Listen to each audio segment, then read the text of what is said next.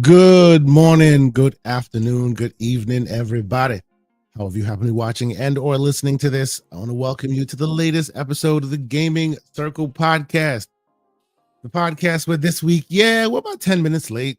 I will also fair warn you that your host is a little bit under the weather. So is most of the family members in my house. So this might be an interesting show. I lost my voice if you can't hear me. I'm your host, Mr. K. Asante, TK Asante, and all the places we communicate. And I am, of course, joined by the great one, the one who's always late but always on time, Mr. Everborn Saga. Good morning, sir. What's going on, man? What's happening? Don't blame me. Blame Expedition 33. Oh, so you were playing Expedition 33? Maybe not. Son of a... All right, well, we're going to get into that. Because I will tell you, you will be doing the heavy lifting on Expedition 33 because I am not ready to talk about it yet. Honestly, I'm playing it. I'm not far into it. I'm definitely not as where you are. So I'm not ready to speak on it yet. And as I've been around folks within our community who have really some things to say about it, you know, you have to traverse a certain divide before you can talk about it. So I will leave that heavy lifting to you, good sir. But you know what? I see Aaron in the chat. he's so very excited for this moment. But you know what? We're gonna get into about it. 8 hours in now. 8 hours? Okay, yeah. Nah, bro. No, I mean I can regale you with tales from Oblivion, and I may do that. But yes, we're gonna get into some games talk today, and we appreciate y'all being here. But let's get into some housekeeping first. First and foremost, thanks to all the great folks that are here, people that are listening, people that tune in live, and people who tune in a little later. We appreciate y'all. Thank you so much for continuing to support the channel and supporting the podcast. Shout out to Mr. Wolf. I see you in there with them eyes, bro. What's going on, bro? I hope you're doing well. All the great folks that are here hanging out with us this weekend.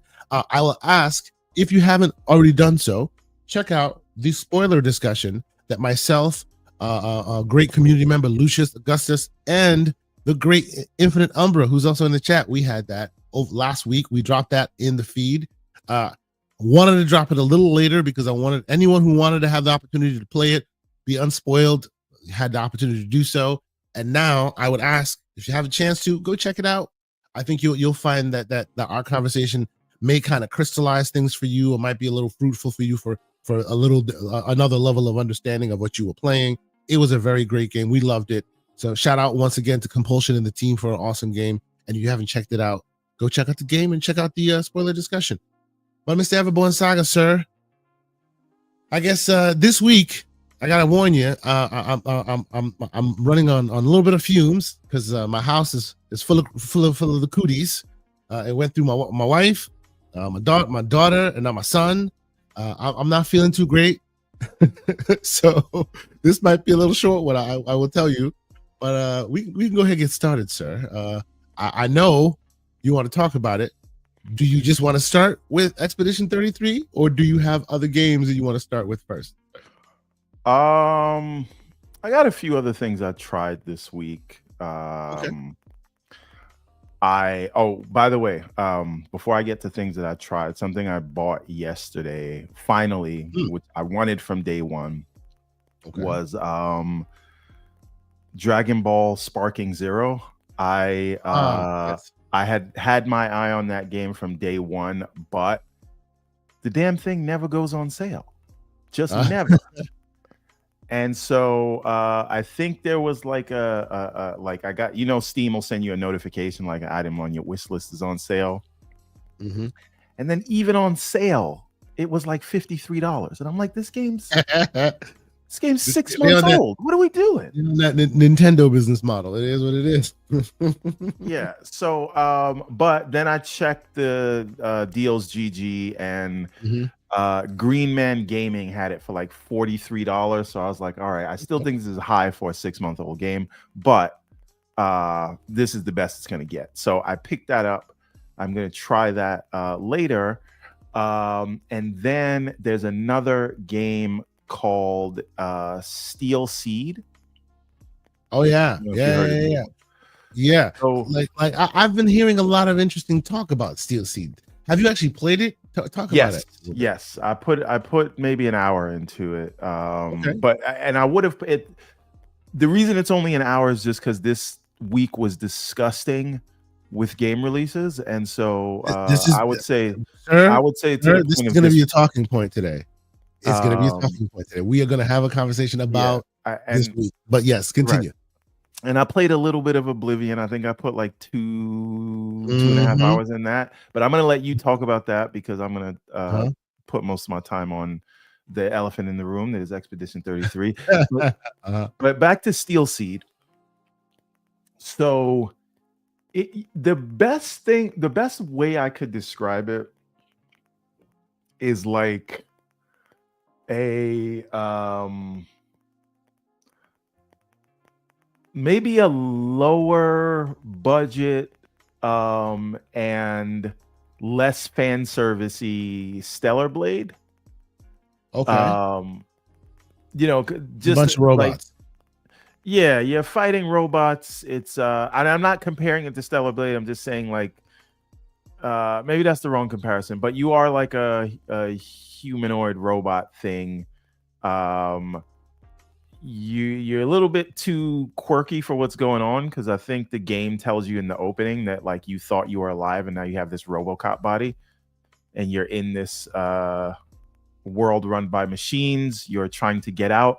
The set pieces are bigger than you would expect for a double A game. It's definitely a double A game.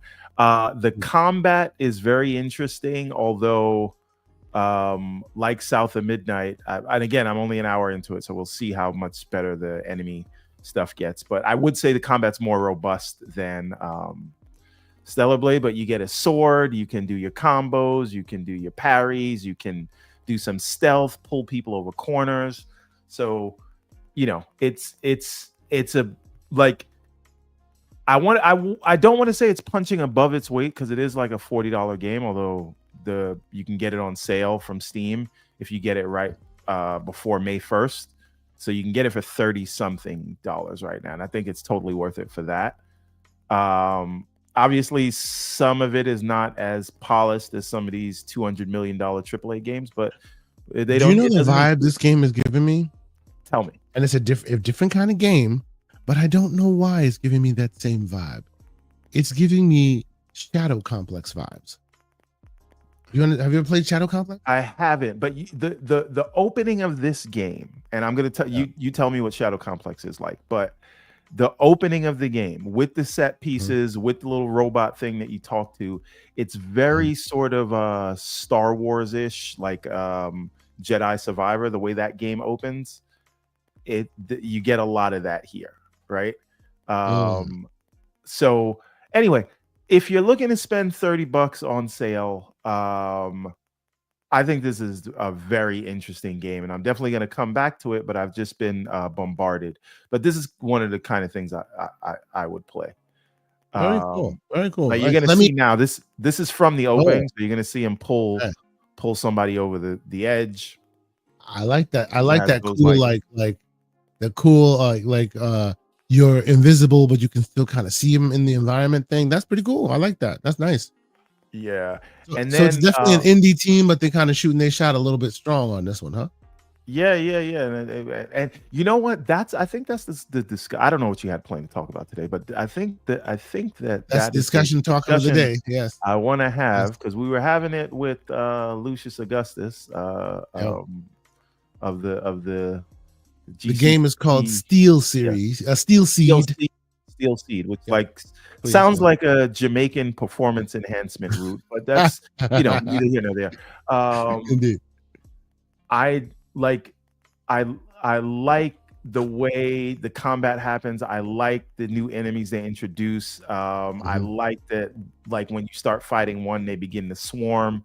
So it's very fun. I didn't even see this path they took. So it seems like they're going to do something different than I did because I just went in guns blazing here. And then you get the little robot thing that you can send on missions. This is why I say it's like if South of Midnight had the enemies free roaming, basically, is the best way I could describe it, because that thing is like Crouton, right? And then you can use it to help you attack. So it's like I like it a lot, but again, I'm only talking about from the first hour into it. So if you're looking for like a shorter experience, just it's not even no frills because it's a lot of set pieces, but like you can see right here, there's no reason the AA game should be having set pieces. Like yeah. But these are the parts where I feel like I'm getting a lot of Shadow Complex vibes, where it's like a small diorama game, but then it pulls back and it's like the scope and scale is just massive, you know? Right. Yeah, it's cool. Very cool. I will check this out. Yeah, this was one I think it's worth it for 30 some odd dollars. Obviously, I played more Game of Thrones King's Road, which I was glazing last week. Everybody, I promised that I would give you guys someone a code to King's Road, because I really think more people should try it. But there is still a bug where you cannot gift the game. So as soon as that is fixed, I will be giving out at least one, maybe more. Let me read a quick super chat. Yeah. Shout out to the great face 23 VKNY with a $20 super chat. He says, Karante. Now I know there's another person in the chat who has a similar name, but I'll let that one slide. What you posted on Twitter about the PS5 Pro is not true. I own a Pro, and when the PSN went down, I was still able to play my disc games. You only have to link the disc drive to your PS5 Pro once after with the internet. After that, you good. Now, sir, I appreciate you. Thank you so much for being a supporter and someone who checks out the channel and listens to the stuff, and we appreciate your kindness. I will say what I meant by that Twitter post that I said was in order to counteract the idea that when you buy a physical disc in general, you own it. You kind of don't, because like you said, you had to authenticate it with the internet, right? If for example, and this was discussed, we were talking about lineage, passing games on, for example, right? Let's say your PS5 Pro is in the attic somewhere collecting dust, and one day one child somewhere picks it up one day. This is what we're talking about, lineage, right? And you turn it on and the servers backing it are now gone. None of those discs you have work. That's what the whole conversation ultimately was about, right? But I do understand that they have set up the system so that even if there are short-term little issues here and there, you're still able to play your games, and that's great. We appreciate that. Right? But I'm sorry. Continue, Everborn. You want to continue to talk about some other games you're playing? Yeah, Face 23 was on your neck. He's trying to be, yeah, of course, it's fine. But just shadow boxing is what's happening here. A little bit of more of the King's Road stuff. Reminding everybody, I am recommending it, but it is early access and it does have bugs. One thing I will say, as having played some more of it, is I'm beginning to understand the concerns around progression. Right. When this game releases, you're starting to feel the what do you call it? The dang it, what is it? The black hole game pull? No, because this game's not like it is, but it's not, right? They're trying to turn a single player experience into a black hole thing, and it is still first and foremost a single player experience, right? Which is the only reason you're catching Everborn. Try it out. But so what they do, they have a momentum system in the game, right?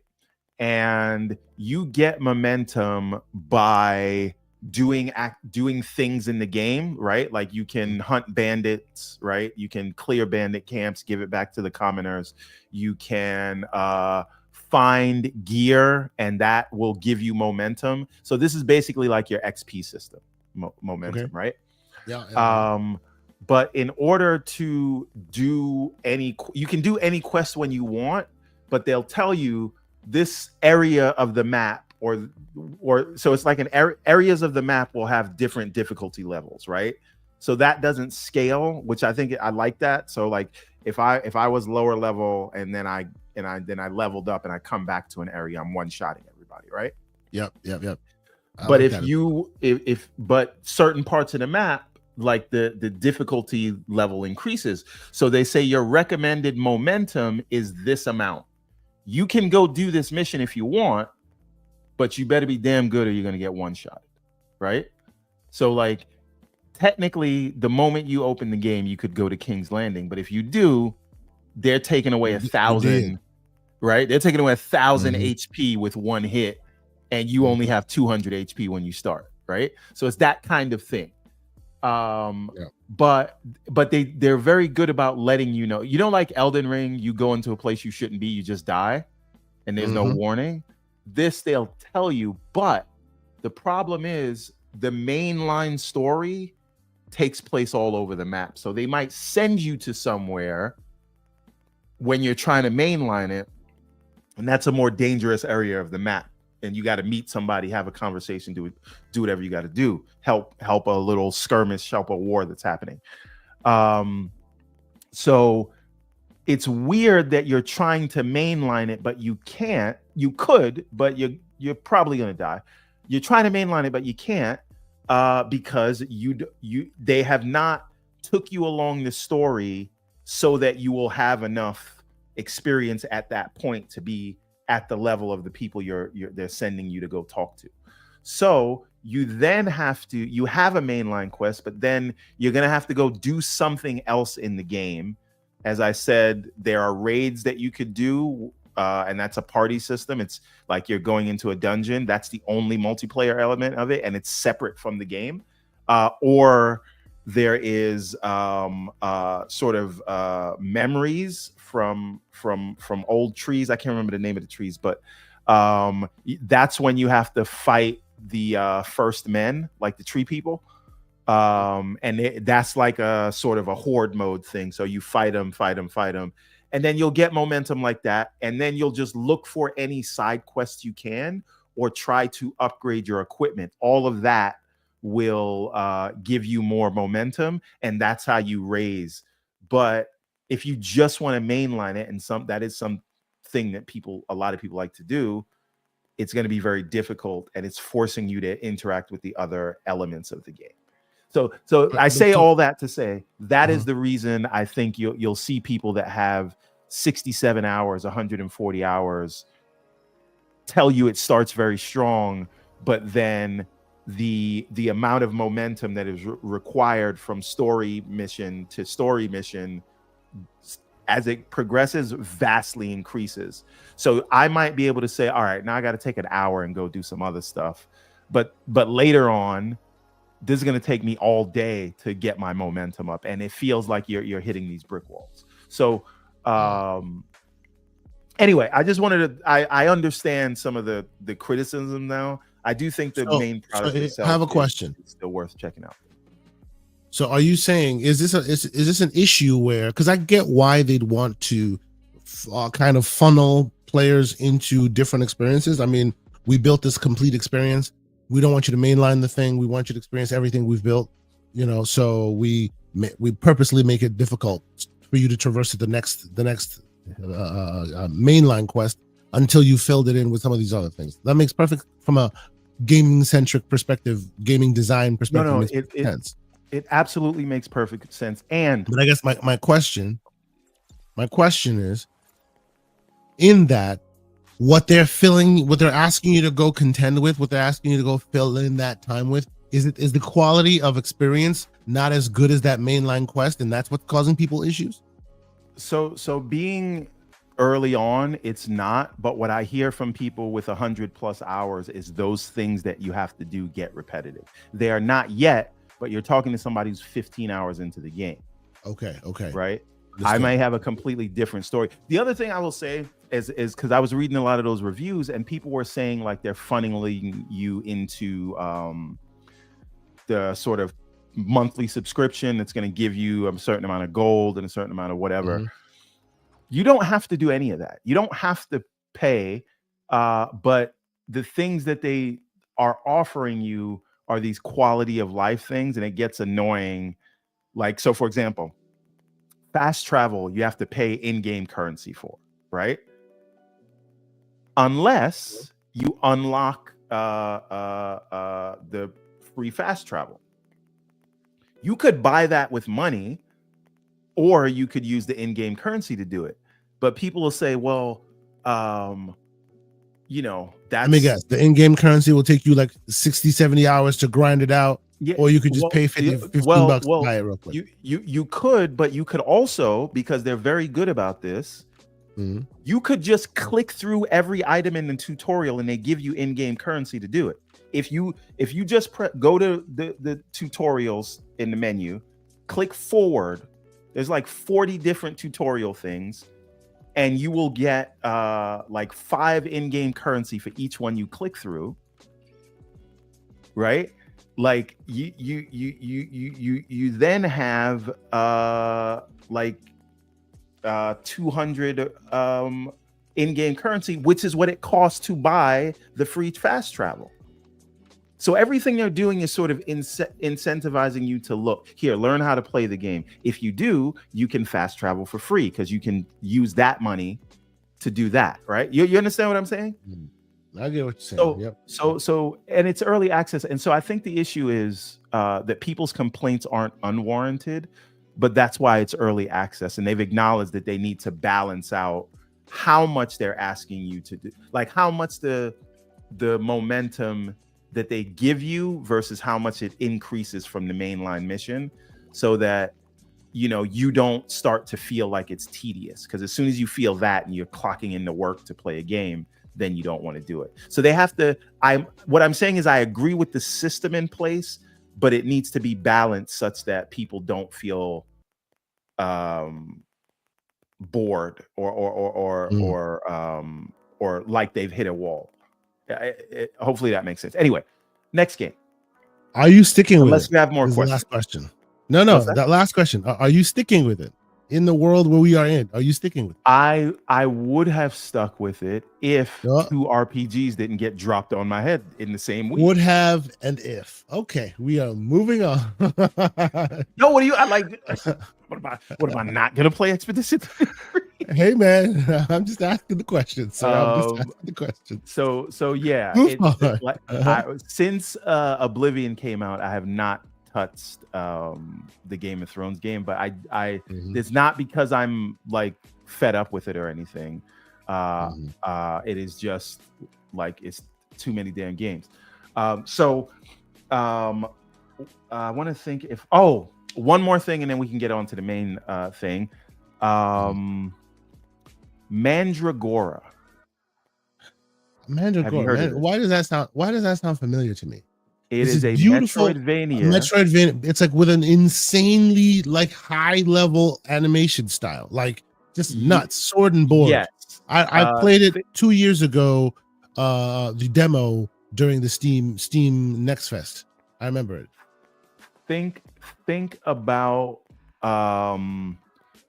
Prince of Persia Lost Crown mixed with Diablo is the best way I can explain it. It is kind of an RPG-ish Metroidvania. It is 3D, but in a 2D perspective as a Metroidvania. Yep. The story is like religious zealots. Yeah. Yes, absolutely. Listen, these other RPGs might if Expedition 33 wasn't so good, this is what I would have been playing instead of everything else. So in other words, it's looking scary for Game of Thrones because there's too many. But this is my question. Like this is the reason why I was asking you. Are you going to stick with it? Hey, and you're just like, yeah. I'm sorry. I'll put it back. 1 moment, please. I'll put the footage right back right here. Okay, so here we go. Anyway, so continue. Yes. Yeah. So story very interesting. It's very, very dark. This is like the first mini boss fight that you do. There's a character creator. So it's I'm not like the controls are not as tight as Prince of Persia. It's a little more kind of so the world. Can I say something weird? The world, just as I'm watching the footage right now, the world eerily reminds me of Ori.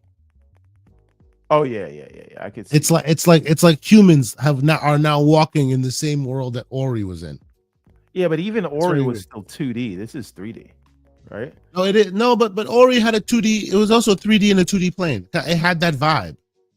No. What I'm saying is like the way like they gave it that vibe, and you did have some 3D elements in it, but like this is a Yeah. little more 3D than Ori. But Yeah. again, Yeah. And it, shout out to the man who I almost hit the wrong button there. Who we would have been like, goodbye, no folks. rest for the wicked. No rest for the wicked. Absolutely. I agree. It has the same kind of lineage. It looks like that same style. Yep. Yeah. More people should be playing that game, by the way. I hope that comes to console soon. Yeah, I'm just waiting. I have it. I saw the big update. I'm interested to get, but I just need that 1.0. Yeah, me too. I say this after I'm like glazing Game of Thrones, which is super early access, like nowhere near as polished as No Rest for the Wicked, like not even close. But I guess I can only do one early access game at a time. So yeah, this is a little awesome. This is it's slower paced than Lost Crown and Ori. And the combo system doesn't feel as tight. It's more like you're doing one slash at a time, but I'm very, very early in the game. So this also you can get for 30 some odd dollars. So this is another one. If you are, is it as hard or frustrating as Blasphemous? It is not as difficult as Blasphemous, and I did not think Blasphemous was frustrating. It was always a me problem when I couldn't beat a boss. But the parry system, I wish this had the parry system of Blasphemous. And then I think this would be golden. Skill tree is huge on this, by the way. That's why I don't want to say it's not as robust of a combat system. You know what I mean? So if you put enough time into it, it could be very, very, very like it could look at that. Look at that. That's monstrous. Scary. Wow. Indeed. And that's one section. There's that's the red section. There's multiples. That's amazing. So you'll be busy with this for a while. It seems like it's going to be a big game. I having just did Blasphemous 1 and 2. I need a palate cleanser. It's called Mandragora. Mandragora, ladies and gentlemen, Mandragora. Beautiful, beautiful artwork. Obviously our StreamYard choppy, terrible footage doesn't do it justice. It's a beautiful game. You need to check it out. Yeah. So again, if you're looking for the new hotness in terms of Metroidvanias, this is it.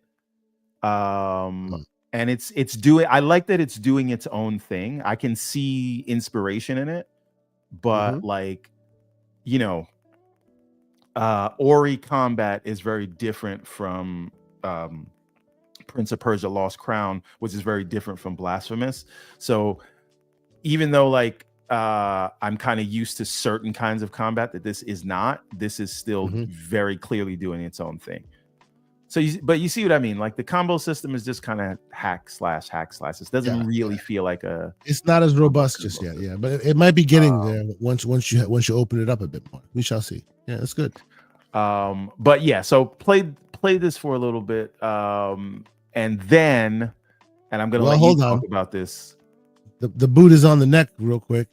Lucius is asking why this is why Everborn will not finish Expedition 33, Avowed, Monster Hunter, Assassin's Creed, and 6 other games he bought day one. Boot. Okay, I'm gonna stop you right there. First of all, I have more hours in Expedition 33 than this, right? I'm 8 hours in, so I don't know if Lucius, I don't know if you got 8 hours in. See. Know what? No. I will stop you there, sir. Your first mistake, Everborn Saga, is trying to compete with these young bloods who don't have wives and children. I bet you that man's already beaten the game. So I'd call myself. All I'm saying is I have more in that than this, right? And the reason I didn't finish Avowed is because I kept getting put to sleep by that damn boring voice that talks to you on the rock. Okay. So what if they do a PC mod update that makes that voice like turn into like DMX? No, they let it be Patrick Stewart. How about that? He's been man. Then Assassin's Creed, I just don't have 100 hours right now. Okay. And I would have started that if what do you call it? Now I Monster have started Hunter, it, and I've kind of put it down myself. Like I love it, and I will continue it, but it's too much. Yes, I have no excuse. But the only reason I got that on day one is because my nephew is really into that game, and he's in my Steam family. So, by the way, I just status report because I've given away 3 Steam Decks now to the family, 2 OLEDs and an original. These are not technical people. It's my niece, my nephew, and LeVar, right? My brother. Not one of them have had any issues using it. Not a peep, right? Not a peep. There's no tech support calls. They're like, oh, a new game showed up in the thing. That's it. They just look at it, they play. And if it doesn't run, you know what they'll do? Oh, this one doesn't have the green check mark, or they'll just go to YouTube and be like, best Steam Deck settings. That's it. Hey man, that is all. What are we talking about here, Mr. Inferno Games? He says, I am excusing lack of commitment. Oh, hold on. Let's stop. I'm gonna stop you right there, Mr. Inferno. Talk to me about the lack of commitment that I just put into Blasphemous 1 and 2 for a total of 120 hours between the two of them. Okay, that's what I just no life that, and now I'm trying to find the next thing. And to that end, the next thing is Expedition 33.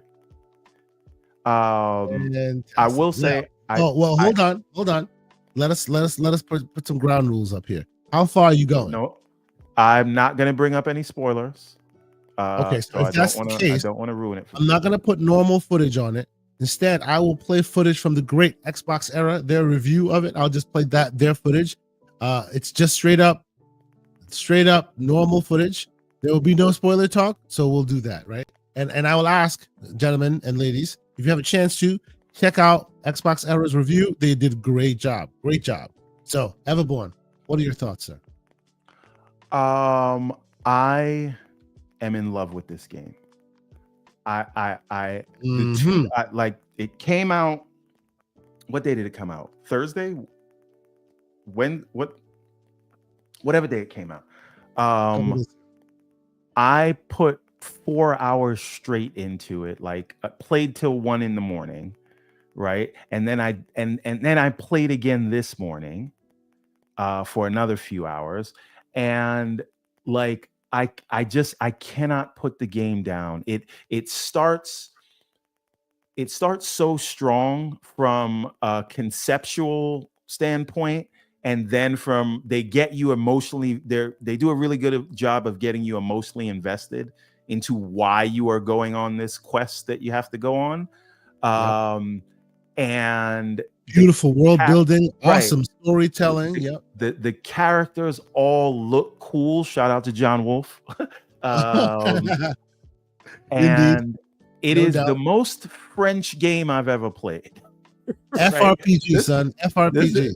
This is more French than anything Ubisoft has ever done. Yes. But like the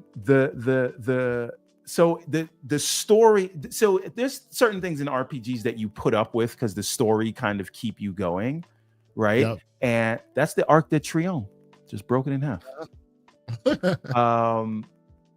And the story alone, if it was nothing else, is enough to be a driving force in this game. Then you have the sort of presentation of it all, which is the art direction, character design, and music, which is top notch, right?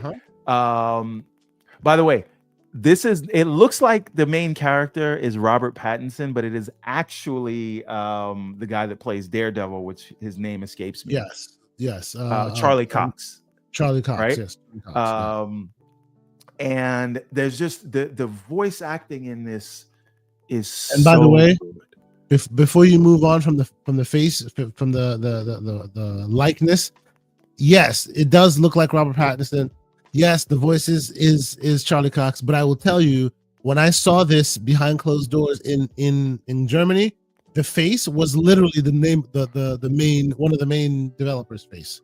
He also looks very much like that. His hair is still the same. The guy looked like he's just stepped out off of they're French. He looks like he just stepped off of a runway, very cool in his way, and we made fun of him for it.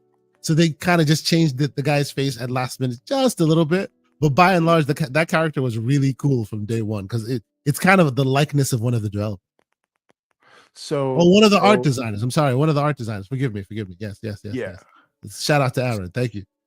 So, like, these are. So people are saying that this is like these are QTE, like quick time events, and the thing is, they are, but I don't know if you can call them that in a turn-based game. And I'm going to talk about the combat in a second because that's where I think this thing stands out. And I'm not like, oh my God, best RPG of all time or anything like that. But I do think this reactive combat system it keeps you so engaged in the battle, right? Like whether you want to do the freeform shoot because you can just aim and shoot and hopefully get a weak point. You can do your magic and plus it by pressing the buttons at the right time. You can jump, you can dodge, you can parry depending on the attacks. And if you do it in time, you can, even though it's not your turn, never get hit. That in and of itself, and the sort of risk reward of the you see, they did it right there. So may I jump? Can I jump in real quick with a quick question? What do you think of this statement? And this those who have watched this show long enough will snicker when they hear this because this seems to be a theme that's building here. Shout out to Discord community member Stilo Facts. What do you think to the term that this is the Souls-like of turn-based games? I disagree. It's not that hard. Okay. I'm playing on normal. I've maybe died once or twice, and both times it was completely my fault. Like I was getting too parry happy because of the reward of the what, like, because here's the thing, you automatically attack if you parry correctly, and you'll take away like triple whatever your normal attack rate is if you do that, right? So it is much easier to dodge just timing wise. And it but again, the expert, damn. Right? you lucky I'm not playing on journalist mode, sir. But yeah, it's just the push forward to keep going and just wanting to get into combat. It's just very fun in the execution of it all. And I know that other games have had this active or reactive. There's been many. Paper Mario does it. There you go. Yes, Paper Mario does it. Yes, Lucius also just pointed out that Sea of Stars, which is also a really great turn-based game that came out on Game Pass, that also had it. Like there have been a few that use this. It's very rhythmic in this way, and I love it. It's really awesome. Yeah. Another thing I like here is like here's a point, like a pro tip for the parry or the dodge. Don't look at the animation. Listen to the sound. Yes, it's a rhythm. The sound is going to be different for each enemy, but once you know what that sound is, press it as soon as you hear the sound, not when you see them about to hit you. Yep. Speak to the visuals, man. Speak to the presentation. I think these guys sat down and studied all the best work of all of the Persona games and all the visual aspects there. And you know what? Let's do our version. Final Fantasy in presentation, like in visual fidelity, but Persona in presentation, I should say, right? And again, I understand this is a AA game, and there are certain things that you can see that. By the way, I think I might need to turn off DLSS on this because I think it's doing something weird with the hair strands. Yeah, because I'm not seeing it here in these shots, but I see like artifacting in the hair strands, and I'm using DLSS with a DLAA setting. So maybe what I hear is actually better, and this is a bit of quick tech that we can drop in here for those who have this a feature. If you have a 40 series card, and of course if you have a 50 series card, they have the override, the 4.0 overrides. And I hear that if you do a 4.0 override on this game, the newer version is very clean, and you won't see as much artifacting. The newer process that they're applying to the override, and by override, there's a new process for DLSS and DLAA and all of that. In the game, or do you have to mess with some INI files? No, you don't have to mess with any INI files. Since an update that NVIDIA has released, driver updates, you can go to the NVIDIA app, where NVIDIA is, right? And just go under, because it scans your drive and knows where every game is. Go under Expedition 33, click the override button, and it'll use the newer version of the AI upscaling instead of the older. And it looks to have upgrades that fix up some of those artifacts that people have noticed. Okay, a bunch of games that this is working on. So just a pro tip if you want to check it out. Yeah. So another thing is, this is the overworld, which is really also very interesting. It is interesting. I like that overworld. I don't know if it's adding much to the game yet, because you usually have to run a couple of feet, and the thing you need to go to is right in front of you. So it's almost like, why did we go through here? What is this, a loading screen? But it looks super cool. It's just doesn't have much functionality to the overworld. But you know what it's for? I feel like it's made by people who went, you know what, when we were kids, this was the overworld, and now this is what we can do because we're putting our foot down, right? It's an evolution of our kids' imagination of the overworld. Right? You can tell the people who made this have a real love for those old games. They're just applying all the new modern sensibilities to it. It's really cool. Yeah. So the enemy designs are really cool. I don't know, the other interesting thing is switching from character to character, so the one in the middle, Luna, I think that's how you say her name. If you run with her, she'll fly or whatever. She seems to be the most powerful in my, she's even more powerful than Gustav, and she's leveling up at the same rate as him. So every time we level up, she's just always a little bit more stronger than him. But great asset to the team. Now, one thing I do not like,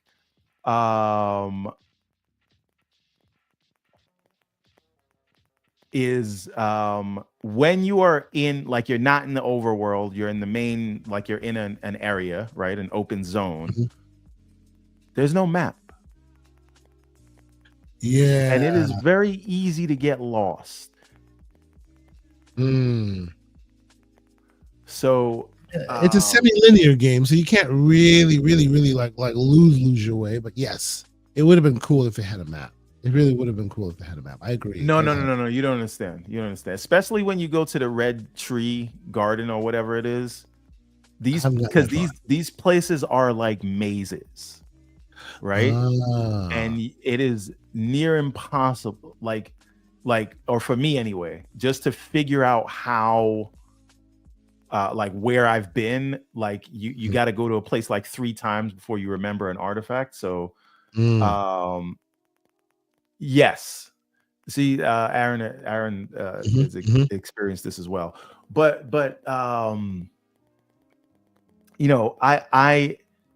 it is going to be hard. And as I said, as Lucius said, as Major said, other games have done a reactive system before.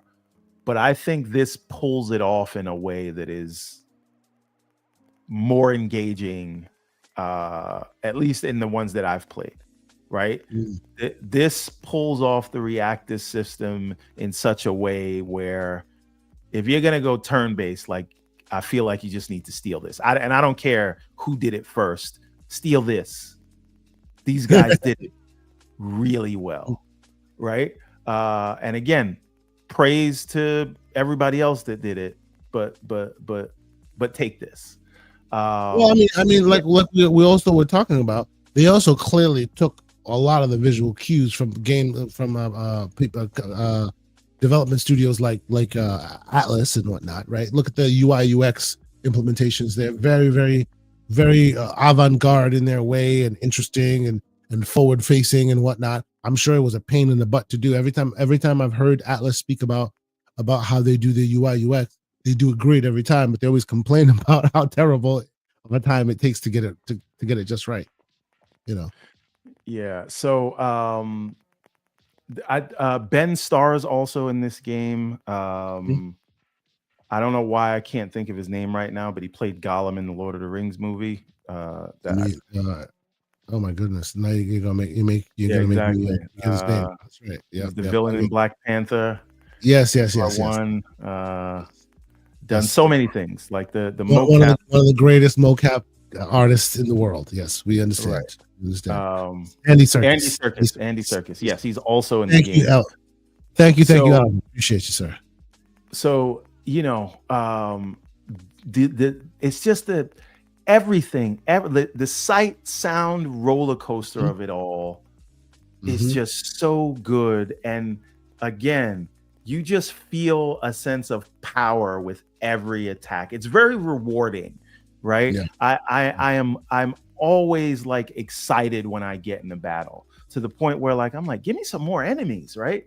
And so I don't know. I cannot recommend this enough. This is the thing I'm going to be no-lifing until it's done. You are wrong, Mr. Augustus. Everything else is going on hold until this is done. Damn. Strong words, sir. Strong. Okay. I am 8 hours in and no sign of slowing down. By the way, and I do want to talk about this. 30 people in this studio. Oh yeah. Started with 2 people, went to 30 people. Yep. Like just a couple buddies working in it. Yeah. Like Aaron says, you got it, Everborn. Head straight for that spoiler cast.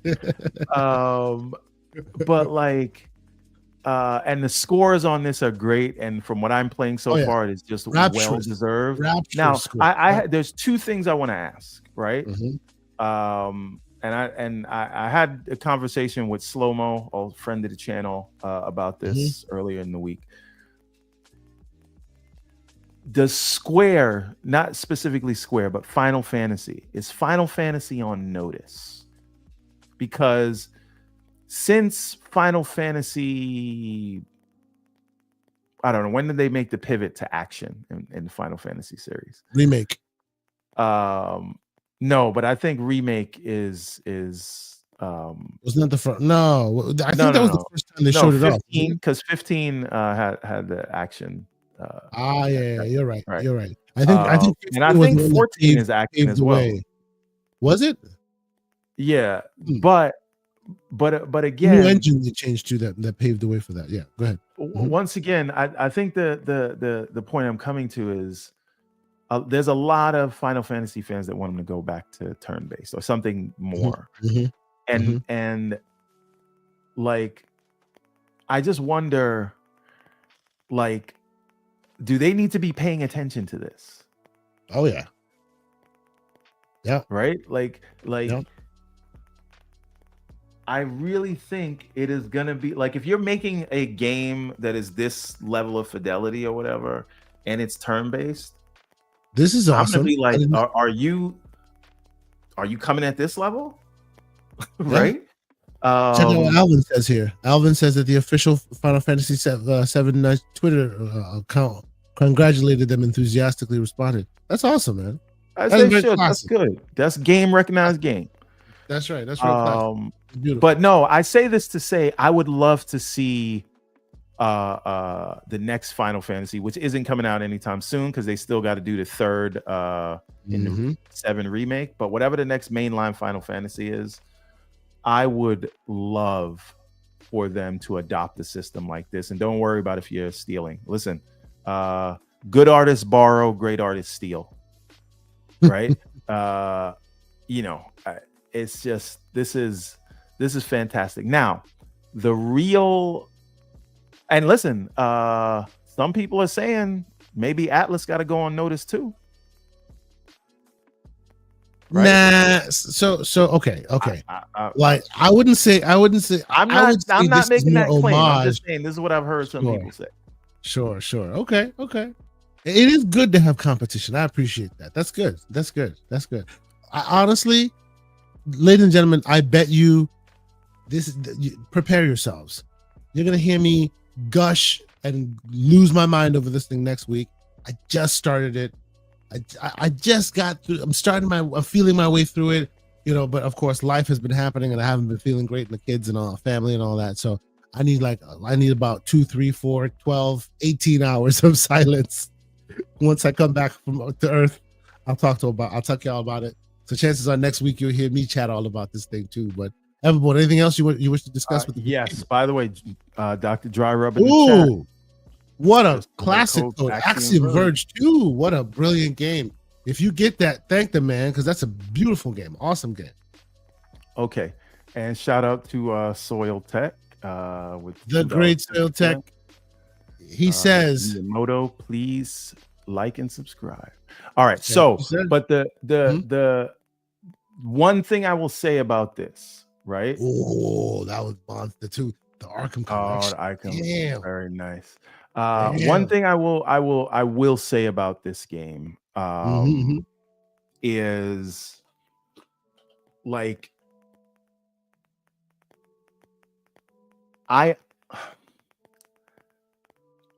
I think that we're gonna have to start asking ourselves some questions, right? Which is, this game is not as polished, from just like an animation perspective, or like the fight animations are perfect, but like the overworld and the platforming or whatever, it's not as polished as some of these $200 million AAA games, right?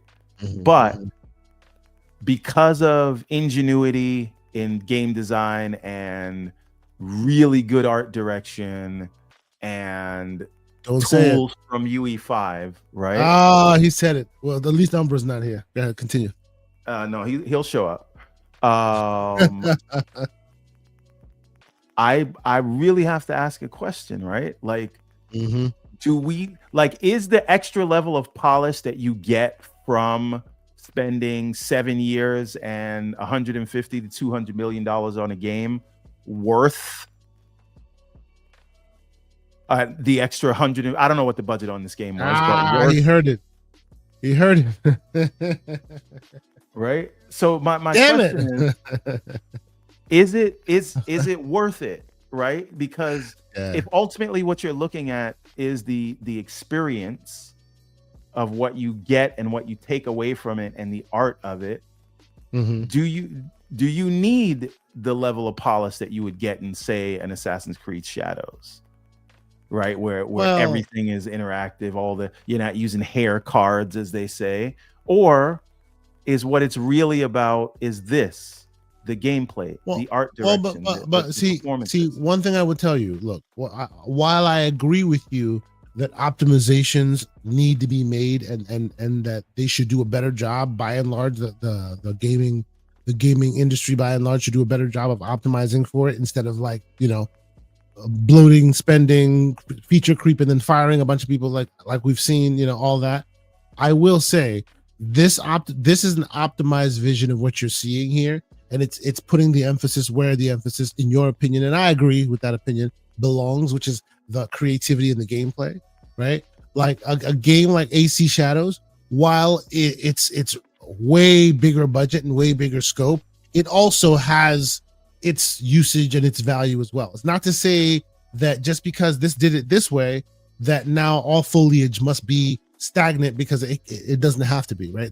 They're going for a different thing. Like these guys are trying to tell you this amazing, compelling story and this awesome battle system, and it all works really, really well. And the rest doesn't really matter that much, right? They're using the Clair Obscur idea to a full extent. For those who don't understand, Clair Obscur, look it up, is the idea of using light and dark in equal measure, right? That's why if you notice, everything has black background. Everything is black.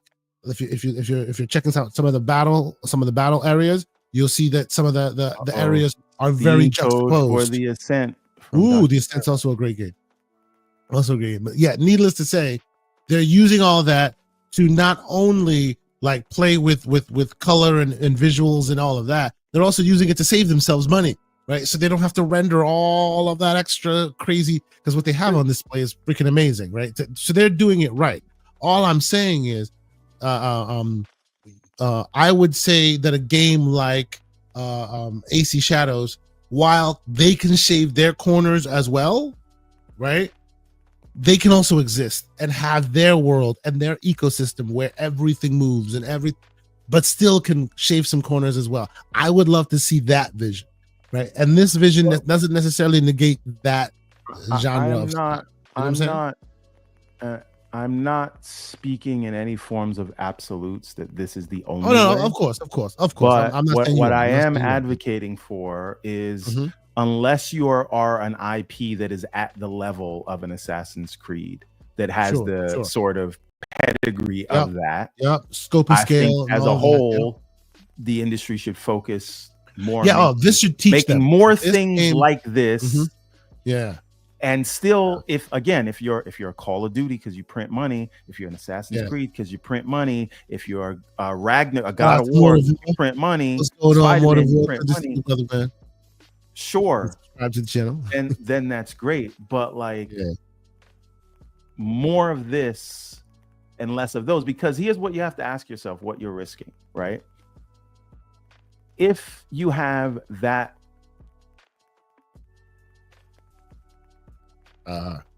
I know you're reading what he said. No.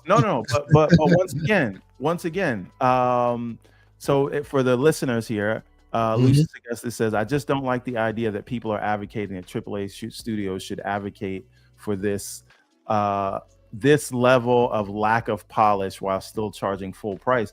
This game is $50. Yeah. And I am getting more enjoyment out of it.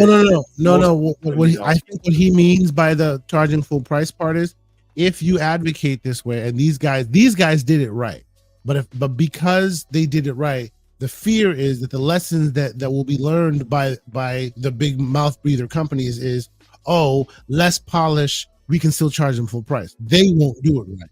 They'll take the wrong lesson from this. That's, I think, what Lucius is getting at. Lucius, if I'm wrong, let me know. I mean, sure, but we just got South of Midnight for $40. True. Which, hey, to be fair, South of Midnight is also very much an indie project. Right? It's very much a project that's been allowed to stand on its own indie. But it's not from an indie studio, and so what I'm advocating for more is for people to greenlight more projects like this and South of Midnight. Yep. No doubt, sir. Right? You are not wrong. Nobody's saying that. Like, if they take away from this, let's cut the budget down to $50 million and or cap the budget at $50 million, but still charge 70. That nobody wants that. Then that's not what I'm arguing here. I am only saying that you can take more creative risks when there's less money on the line, because a lot of these big games, they take 7-8 years to produce. Let me not say 7-8. 5 to 7 years. No. Dr. Dry, if you go and do an expedition, the 33 code, sir, I say let's talk in the DMs and let's do that one real big, sir. Don't put that in the chat. Come on now. That is wild. That is wild, sir. Wow. Okay. Yeah, I think Dr. Dryra does one. We're gonna have to match him. Yeah, we gotta do a big thing on that one, bro. That's a beautiful thing what you're doing. Thank you, sir, by the way. Yes, we'll continue, everyone. You were saying. So what I'm saying is, if we could get an industry that is, yes, still giving you the big bespoke engine, state-of-the-art games that are sort of, that have a proven track record, but will greenlight more things like this, that less is on the line. It doesn't have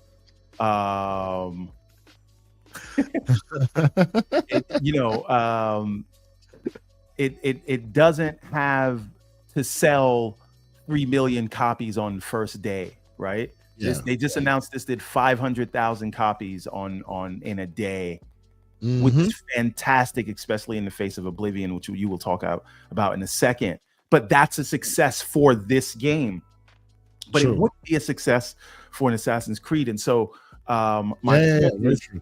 we need more things like this, and I would love Shout out it to if shout out to what's his name? My boy who's been here many times on the show, Mashano Loon, who basically said exactly the same thing. Remember, the juice wasn't worth the squeeze at that point. So it's good that these smaller titles are able to really shoot bigger shots. They're almost kind of like art house movie projects that come out, make all the money, you know. Oh, Evan Bourne, you there? No, I'm here. So what I'm saying is, like, Mhm. I just think if we got back to a place where we had smaller teams, shorter dev times, smaller budget, that those combination of things would lead to more creative games. Things that didn't Dr. need- Dry Rub, go ahead and drop the code, bro. Go ahead and drop the code. People are fighting in the chat now. Go ahead and drop that code, bro. Thank you so much for your generosity, brother. Go ahead. Yeah, so I want more stuff like this. Not this specifically, but when I see South of Midnight, when I see this, when I see the Oblivion, which is it is not a remaster, it is a remake. They can call it whatever they want. Yeah, isn't that interesting, right? Right? Think about film, right? Yep. What wins the Oscars every year? It isn't the big $300 million summer blockbuster explosion thing. Those things make all the money, yes. Yeah. But it's the movies like Sideways. It's the movies like Call Me by Your Name. It's these kind of things that they have no choice but to be creative, because they can't just throw money at a problem. Very true. Very true. Right? So, and again, you get this kind of stuff in the indie space, and that's great. The indie developers create mechanics and are basically the test bed for the bigger publishers to go and borrow and kind of sand the roughness off of. I get that. But like, if we're talking about like if we're out here crying when a studio gets shut down because their $150 million game didn't sell 5 million copies, if we're saying, oh my God, we can only get one sequel a generation, and we're still advocating for more of that, then don't complain when those other things happen. Don't complain when they're trying to make a 4-quadrant game that is sure not to turn anyone off, and therefore talks to all the corners, you know. Because they spent so much money on it that they have to make sure this thing has no rough edges. Yep. Right, and that's fine. If that's all you want, then fine. Understand the risk that comes with that, and then don't cry about it afterwards. But my tirade is done for now. We will have more discussion about Expedition 33. I am sure I'll probably be playing. Absolutely, we will. 2-3 weeks until I'm done. We will. Yes, we will. There's another game that I played, but you played more of it than me. Well, before we do, let me quickly catch up on some of the super chats and some of the community conversations that are going on here. Thank you guys so much. So, Mr. Problematic Eagle, great man. He's in our chat. He says, I'm not a fan of the QTE stuff. I want to like the game, but I'm not sure I'm going to finish it. Instead, he's going to go back to Oblivion. Hey, to each his own. That sounds like an action RPG guy. Possibly, yeah. That's another conversation we're definitely gonna have about what we liked and what we didn't like, and all the various games that are coming at us in the way they're coming at us. There's a conversation we're gonna be having today too. I want to say one thing about that. There was a lot of concern with. Stop burying the lead. Don't bury the lead. Let's go. They dropped Oblivion on. We're not doing that right now. We're gonna get there. Calm down. They're both successful, and that's great. Stop. We'll get there. Post up. $5 super chat. He says, "Shout out to my brothers. Have a great show." Shout out to the great Post up. It's been a minute, bro. We have to have you back on the show. We always chat with him on the Discord. And on that note, I will once again cheap plug. Join the Discord, man. If you're not part of the Discord, you're doing it wrong. We have a lot of great conversations there. A lot of great community members. Like we're connecting with so many people, having the conversation about games and other things. Always great to chop it up in there. So be a part of it, you know. And then of course, the great John Wolf with $5 super chat. He's also always in the Discord. He says, "Feel better, K Asante. We need you healthy for our Discord battles." Enjoy your weekend, everyone. Absolutely, sir. Thank you. I appreciate you. And then, yes, of course, as we said, Tech, $2. He says, "This is Miyamoto. Please like and subscribe." Thank you, sir. Appreciate you. But all right, let's get back to this thing. So another game that you played and that I played that I want us to talk about. And we didn't talk about it last week. And like it's old enough that I think that people who haven't played it can kind of see it with new eyes because of the way it's been remastered / remade. And that's another conversation I think we're going to have about that. What is this, a remaster or remake? I will once again say, please check out the Xbox Era Oblivion review. I'm using their footage here. They do great work.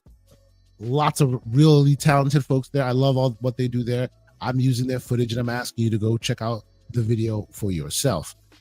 But yeah, man, talk about, I know you played a little bit of this. Like, it's very weird for me to play this game. And I think I've said this a few times. It's very, very weird for me to play this game because I feel like it's not me playing this game again, because it's been so long since I played this thing the first time that I kind of don't remember what it looked like or how it played. Actually, this is what it looked like before. Like, I don't remember how it looked like or how it played back in the day. But every time I see something new or somebody says something, or I'm like, oh yeah, I remember that. Oh yeah, it's like it's a shadow of itself in my mind. And like as soon as Patrick Stewart starts spitting his lines, I'm just like right back in it. It is such a nostalgic trip for me, this game. Of course, it was for those. That's funny you say that, because I own this game. Yeah. I played it a little bit back then. I remember purchasing it. I don't remember anything about it. So this is not. I don't get any nostalgia for it. Game. Yeah, this is basically a new game to me. And just the score, how big the world is, and again, the combat is not like as up to date as some other things. Of course not. They've done some tweaking, but it's still, But like, it's just everything about it is really good, like high fantasy. And the world that they set up, and again, it's just looking at this thing makes you want to play more. Yes, it does. Are you playing first person or third? I've been switching back and forth. I've been switching back and forth. Like sometimes, like right now, most of the game I find is more comfortable in first. You can just tell, right? You can just tell that it was kind of built for first, and then they let you do third. So, like, I'm a third person kind of gamer. I enjoy that. But in these kind of games, I'll switch back and forth, and then over time, I'll look at my play style and I'll see that I picked one over another just subconsciously. And subconsciously, I think I've been playing first this time around. Yeah. How about you? Yeah. Pragmatic Eagle says he explores in third person, but does combat in first person. Which is an interesting one. Yeah. Yeah. No, I could absolutely see that. I've been playing mostly third person. But like the further back view, so like you have right now, whoever's playing, they have the like whole right world over the shoulder. So I pull back a little bit from the character, and it feels better in terms of aiming and things like that. But like, I will not lie, sometimes like the first person just feels easier to fight, just because you know where you're attacking. Built it that way. Yeah. But I just like looking at the character run around with all the sort of ray tracing, whatever effects they have going on here, and it just feels good in there. I don't know. I want to get back to this game, but again, Expedition 33 comes first, and then I am gonna at some point no life that Mandragora game, and then there's the Kings Road game. So I don't even know when I'm gonna come to this. Maybe while you guys are playing Tony Hawk, because I don't care about that. Yeah, I'm gonna love that too. I can't wait for that to come out as well. See, I would one thing I would Xbox. There's some people that work there that listen to this show. Please don't release anything in June. I'm just trying to get through the games you already released. Okay, that's all I'm trying to do. Thank you, everyone. Saga, you have given me a beautiful segue because we are loving these games. We're talking about these games. You have to talk about your experience with this, though. You're not getting out of that one. Okay, so honestly, my time in this game is really awesome. I love this game. I like it fits like a glove. I've played this game like people play Skyrim. I don't follow the path. I don't follow the story because the story and the path I know, right? So I've been running around the world just kind of like playing in and just enjoying the new stuff, enjoying the newness, right? It is very interesting that the combat is very old in its way. Like it makes me think about what the concept of remaster versus remake is, because this is definitely a remaster in some ways, but a remake in others. You know what I mean? Like I was talking to Lucius about it. I wish that they had done the select button to the point where you could like your Halo Combat Evolved Anniversary, where you could press the button and then see at a moment's notice how it used to look, because this feels like how you remembered it, but you know damn well that's definitely not how it was. But it definitely plays that way as well, right? Like it plays old school, it really does, but it's still excellent. It's excellent, right? I'm just getting in trouble, man. I'm running around the world. I'm on my horse. I'm getting in trouble. That's literally what I'm doing, right? And because I know the story and I know that stuff so well, I kind of don't want to like tread old ground right now. I probably will at some point, but for now, I'm just like literally just running around like a bandit doing stupid stuff in the world. I love it. It's really, really fun. I think I'm about, I'd say 20 hours so far, 15, 20 hours, something like that. That's pretty crazy. Yeah, I think I only clocked 2-3 hours. I mean, I'll go check right now and tell you, but like I didn't put a lot into this because between the console and the PC and the handheld, I've been playing a lot of it. I love it. It's really, really fun. You know. So I want to bring us back around to this conversation because I've been kind of workshopping this conversation in the Discord, and look, I understand some may have the virtual tomatoes, they may throw it at me, okay? I say this is a wonderful problem to have, but still a problem. And let me vocalize my stream of consciousness here a bit, right? I love that in the year of our Lord 2025, between the first and third parties, we've gotten such a crush of Game Pass games, specifically Game Pass games, right? I wouldn't even say any other, specifically Game Pass games, right? But it's now looking to be that it's a little bit much of a crush, like it's becoming a bit too much of a crush. Now, I know it's easy to say that, and it sounds funny, right? Because before their problem used to be they got no games, nothing's coming out. When's it coming out? And now it's what the heck? Why are there too many games coming out?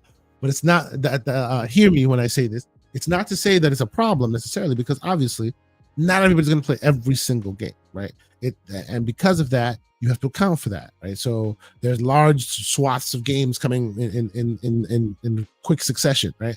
I feel like they're really, really putting their foot down and saying, look, this is the year we're telling you that we're really coming out. We're showing you all the games we're releasing. We're putting a stake in the ground to establish the ground to let you know that Game Pass has value. There's no questioning it, right? That's what I think they're doing. But, and here's the button. I know everybody says everything you say before the word but doesn't mean anything. I really do mean everything I said, but still, here we go. Here's my worry, right? Much like how back in the past, console manufacturers specifically were training the regular general consumer in what I perceive as a negative way, meaning, hey, you're playing 480p. No, 720p. 1080p makes you a better gamer. Now 1440p is the buzzword. Now it's 4K. And they pushed themselves in such a corner to a point where now they have to facilitate loss leader hardware in a big way to keep up with the Joneses that they started, right? They didn't just allow everyone to just play, right, and let the creativity shine. Instead, because they were in the market and they were debating back and forth, obviously, because they were competing, it became, what is the best way we can compete, right? And it became, hey, resolution, our power, all of that. I fear that, let me finish that off. The power narrative and all that became the talking point, and they got themselves to a place where they even realized they made mistakes and they had to pull back, right? And now it's not about 1080p. It's not a step ladder anymore. It's a little bit further. They're trying to re-educate the public that, hey, different devices can do different things and are smart in their own way. So don't necessarily be all about, oh, if it's not 4K, it sucks, right? They are now trying to retrain the public. I fear that in that way, throwing so many insanely awesome games at people one after another, not even giving people breathing room to a place where they can enjoy it for a quick moment before you smack them across the face with another, will eventually get them to a place where they're democratizing those special snowflakes that are games. I worry about that very slightly, right? Like my example in that is this.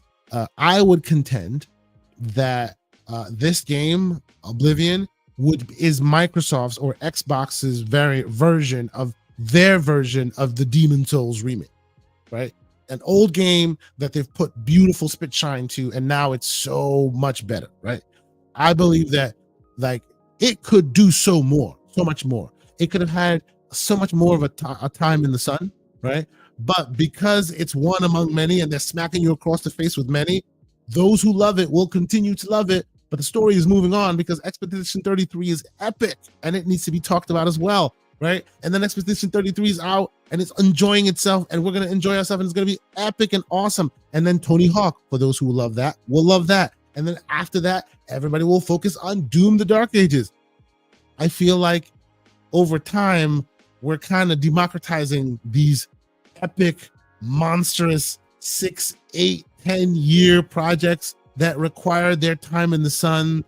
You know, I feel like just a little bit, and I'm not sure, you know, if what we're doing here will have similar in the 4K, the 1080p to 4K stepladder conversation.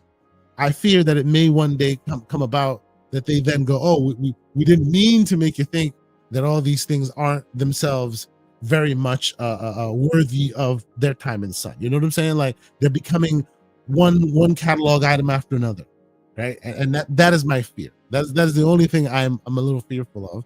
People in the chat, let me know what your thoughts are. I think Everborn, did you step away? Are you back yet? Yeah, I think Everborn stepped away. Yeah, I'm here.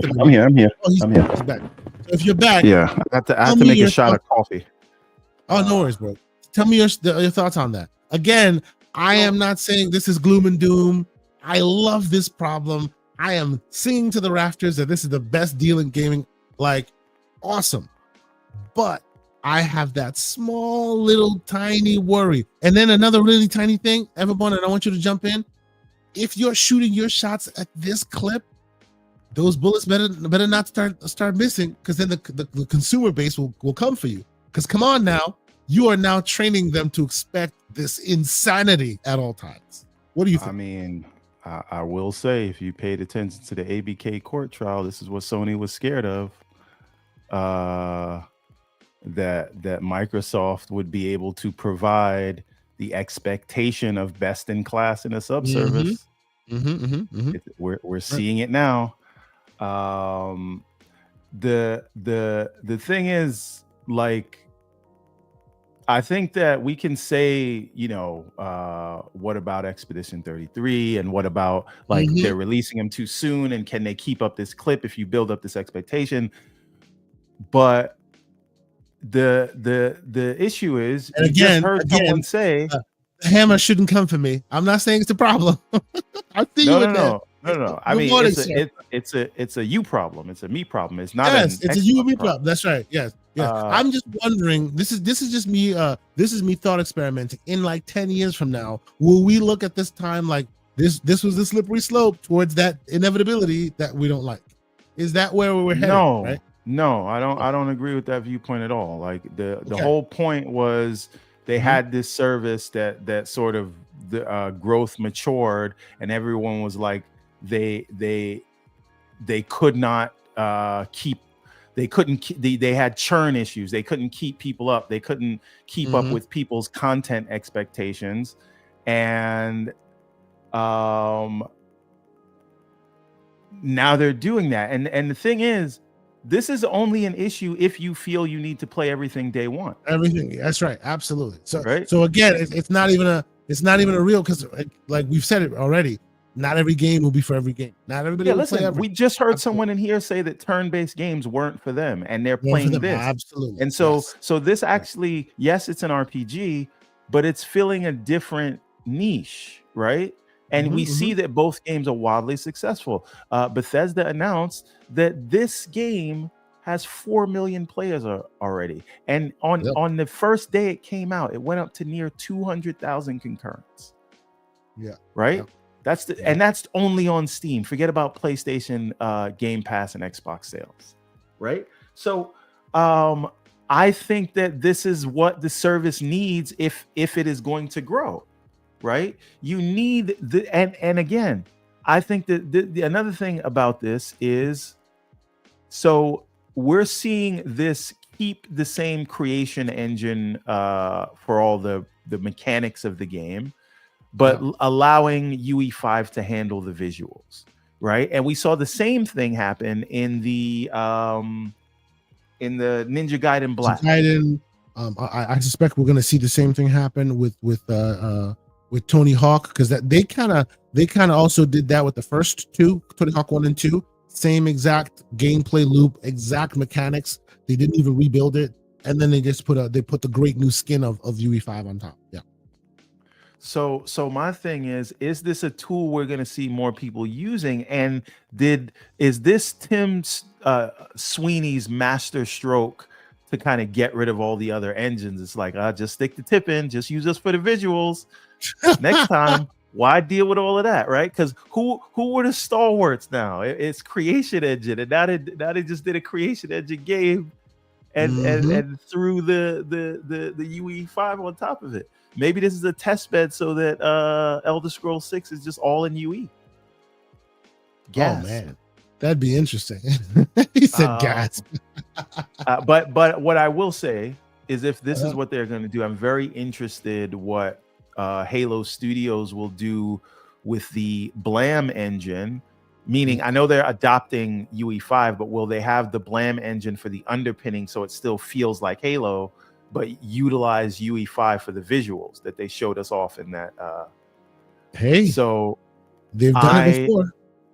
I would not be opposed to that, right? Look at this guy. Right. This guy's in heaven, Infinite Umbra. UE5 apologist. But yeah, I think that they are doing exactly what they need to do, and it is only my FOMO that is upset about this, because the reality is I play old games all the time. So if I don't get to finishing Avowed this month, maybe I'll get to it in July, because I don't care about Tony Hawk. I know next month I'm going to be playing Doom: The Dark Ages. How dare you not care about Tony Hawk, man? I don't care about Tony Hawk or GTA, and you know it. Oh, my God. This guy. While you guys are all playing that, I will be playing some of these backlog games. So it's like, this is them, I think, hitting all the sort of consumer segments, right? And different niches that people want to play, because it's not just these games. You have the blueprints that people were talking about, maybe game of the year in the service as well, right? So I think this is what they need to do. I hope this is a sign of the future. Yeah. And they've got enough stuff in the pipeline that has been cooking for long enough that I think this is just going to be our new normal for the next at least year or two. And you know, I hope they keep you it can't up. complain. I hope they keep it up. No, I this is the great problem for them to have. I do. I really do think this is a great problem for them to have. Prolific, great name. And $2 just the only super chat. thing, yeah, sorry. He says, I was just gonna say, fellas. sorry. Hashtag Go. let them pay more. Not even pay, not charge them more. Hashtag let them pay more. Oh, by the way, we just did a new charge them more shirt, by the way. You did? Okay. Yes. You want to see that. Okay. You were saying before I get to the next super chat. I was saying, like, you know, in the months that they can't keep this up, then you can go back to these games that they dropped back to back. Like, I have not finished Indiana Jones yet. Right? And so I like, even if they take a month off, I'm okay with that. Yeah, right? no, I would it's be going to too. give me time to try this other stuff. And what's interesting is, like, I don't have a lot of time to play other games because there's so many there, which is an interesting element to competition, right? Weird place we find ourselves, right? If time is the competition, then, you know, but no, so I disagree with your premise. I think this is exactly what they need to do. I think there was an issue about them not having games, and now they got them, and now's the time for us to enjoy. Big Mad Mo, member for 15 months. Salute to you, great sir. He says, shout out to Kayasante and Everborn Saga. This is a great problem to have. Expedition 33 is a great game in living these AA games. Towerborn on my birthday. Oh, you gotta have a great birthday, bro. Happy early birthday to you, good sir. I forgot. See, that's another thing. I forgot about that. You know, Towerborn's there. What was it? What was the other one with the 33 Immortals? Like, it's just so many. Like, man. Yeah, Windblown is another one that we tried out. It was an early access, but like, yeah, man, I'd love to get back to it someday. But there's just right. It's just too many games, bro. And of course, Aaron brings that up as well. I can't wait to play that. The Altars. I played a bit of a Don't forget Exodus as well. Yeah, you know, the Altars is amazing. So it's working on some systems, man. It's working on some systems. It's interesting, you know. Now, Kay, you know we have to talk about the Switch to pre-order debacle. But if you share my screen for a second, I'll show people the new Charge Them More shirt. Okay, give me one moment. I will remove and I will present. There you go. He has the new Charge Them More shirt. Good, man. I like that.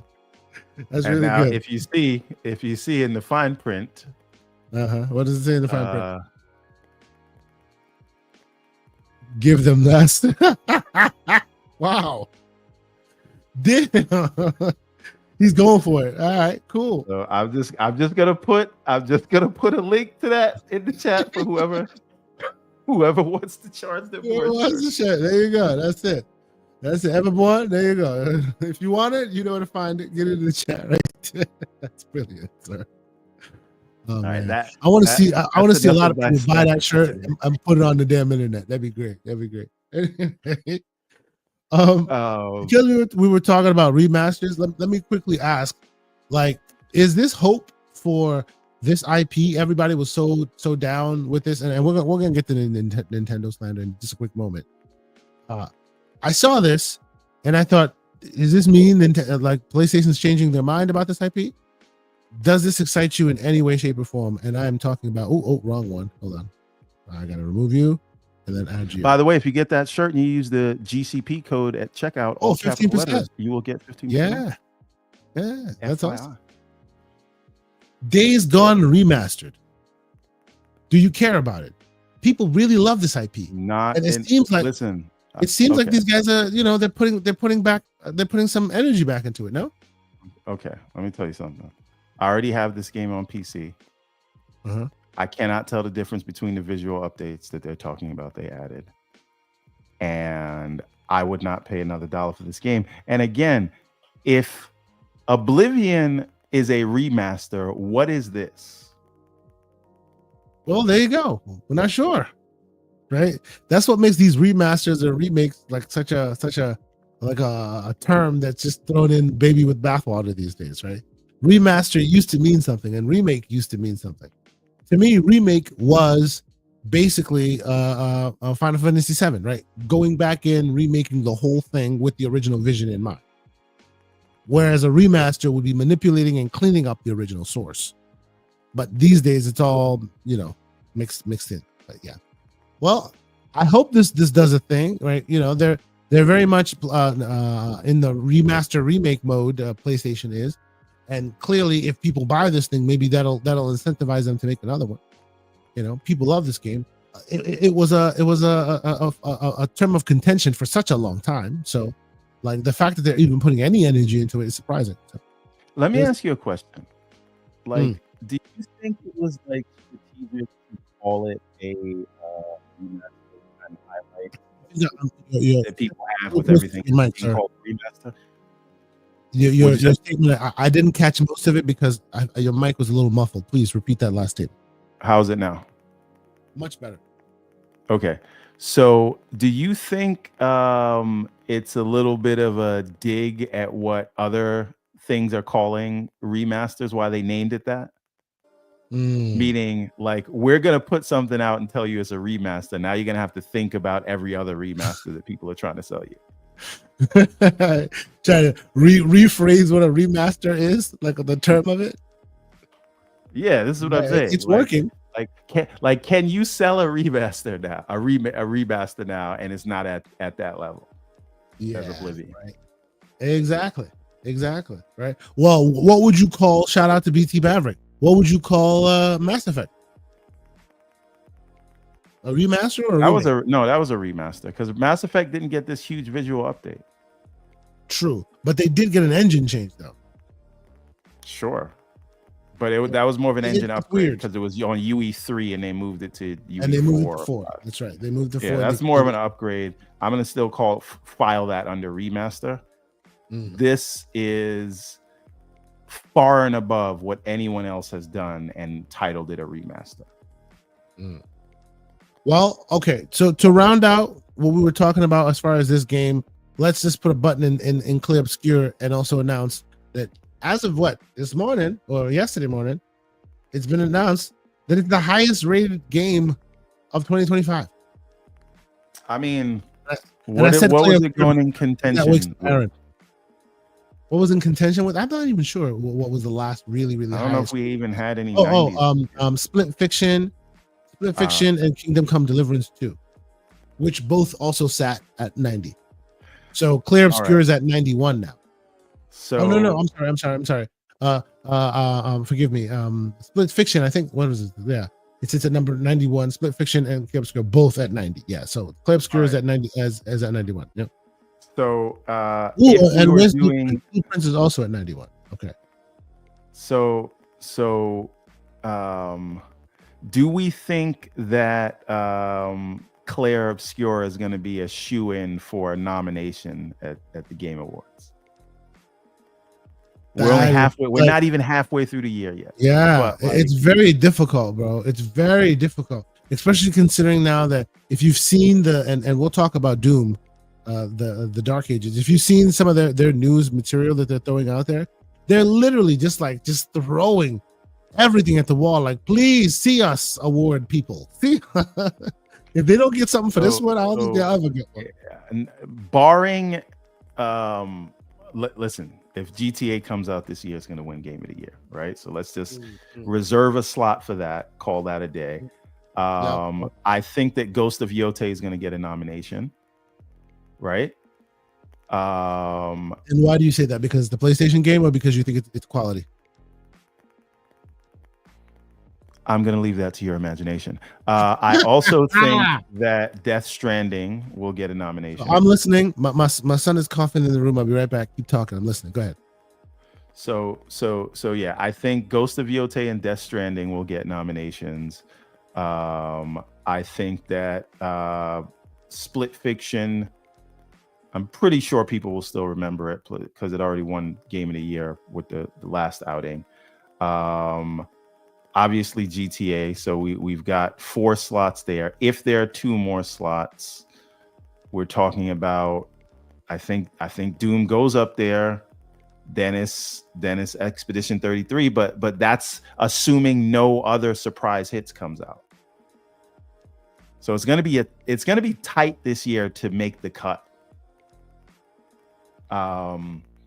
So I don't know, because we're literally only in April, and you can kind of call out what we think it's going to be now. So I don't know.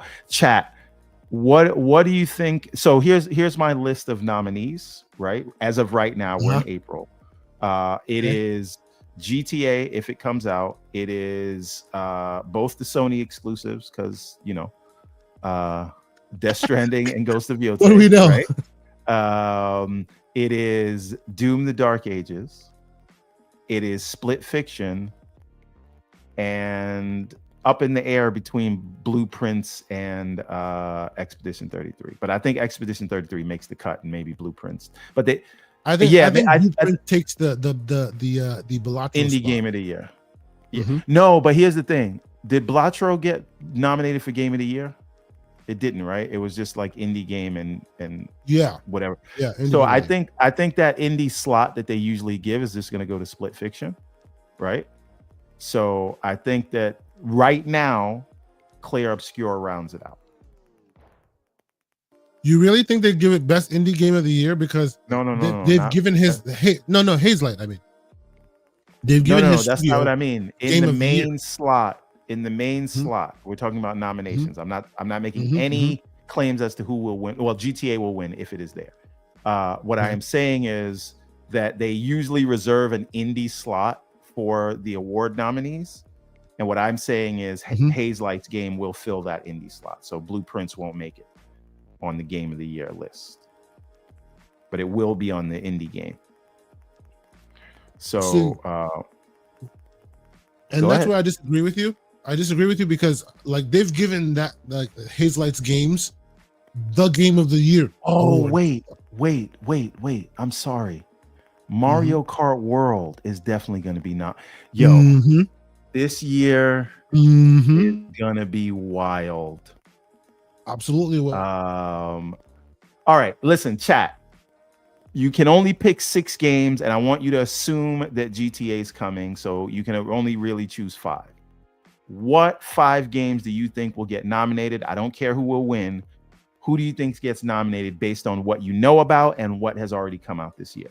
Kay, I'm asking you first. I gave my 6. Wow, that's tough. Let me see. Let me think about it.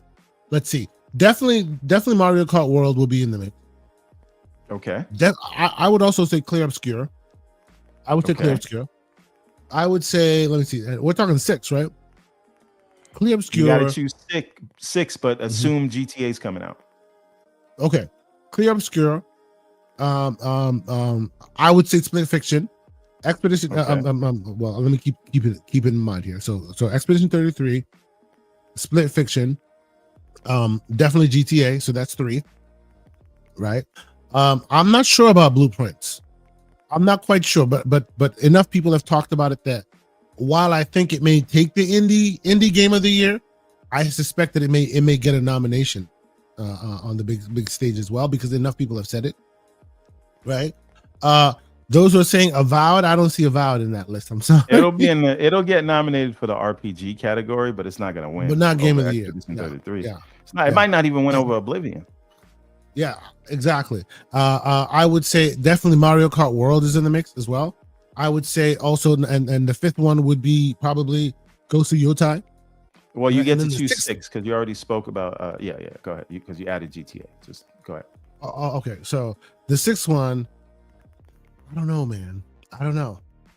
I don't know. I don't think I've played enough of the games that people would consider AAA fodder for these kind of awards. I haven't played enough of them yet to make a determination. Like for example, I know like Infinite Number right now saying the Kingdom Come Deliverance 2. It's on my list. I haven't played it yet, right? So I don't know.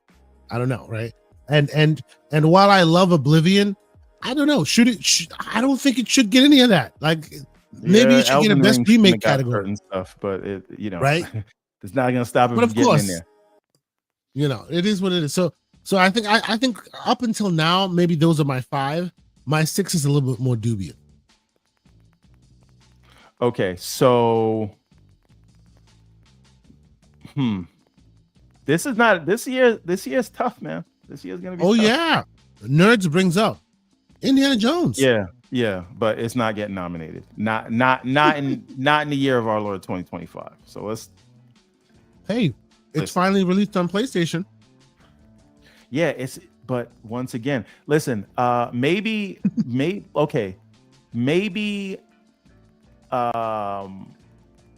if let me I'm gonna go back on my list.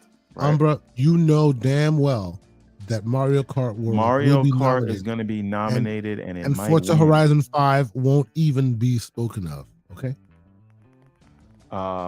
So all right, let me revise a little bit. All right, GTA, assuming it comes out. Then we're gonna go Mario Kart World. Then we are gonna go Doom: The Dark Ages. Then we are gonna go. I'm gonna leave out Death Stranding 2 and still keep Ghost of Yotei because people just love. But again, it's not. This is the other thing. You know what? I'm changing my mind. I'm taking off both the Sony games. All right, so let's do it again. GTA, right? Mario Kart, Split Fiction, Doom: The Dark Ages. Really? Right? Expedition 33. That's 5, right? And I already said GTA. So what is no Donkey Kong love?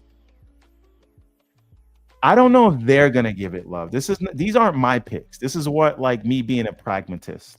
This is the thing. When we did the guest last year, as a matter of fact, we should move on from this topic because it's too early in the year to have it. I just thought it was a fun discussion.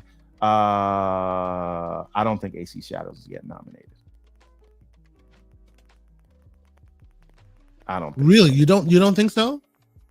Wow. For game of the year, I think it'll get nominated. Not game of the year, but I think you will see some nominations from it. Of course, it's going to see nominations, but will it be?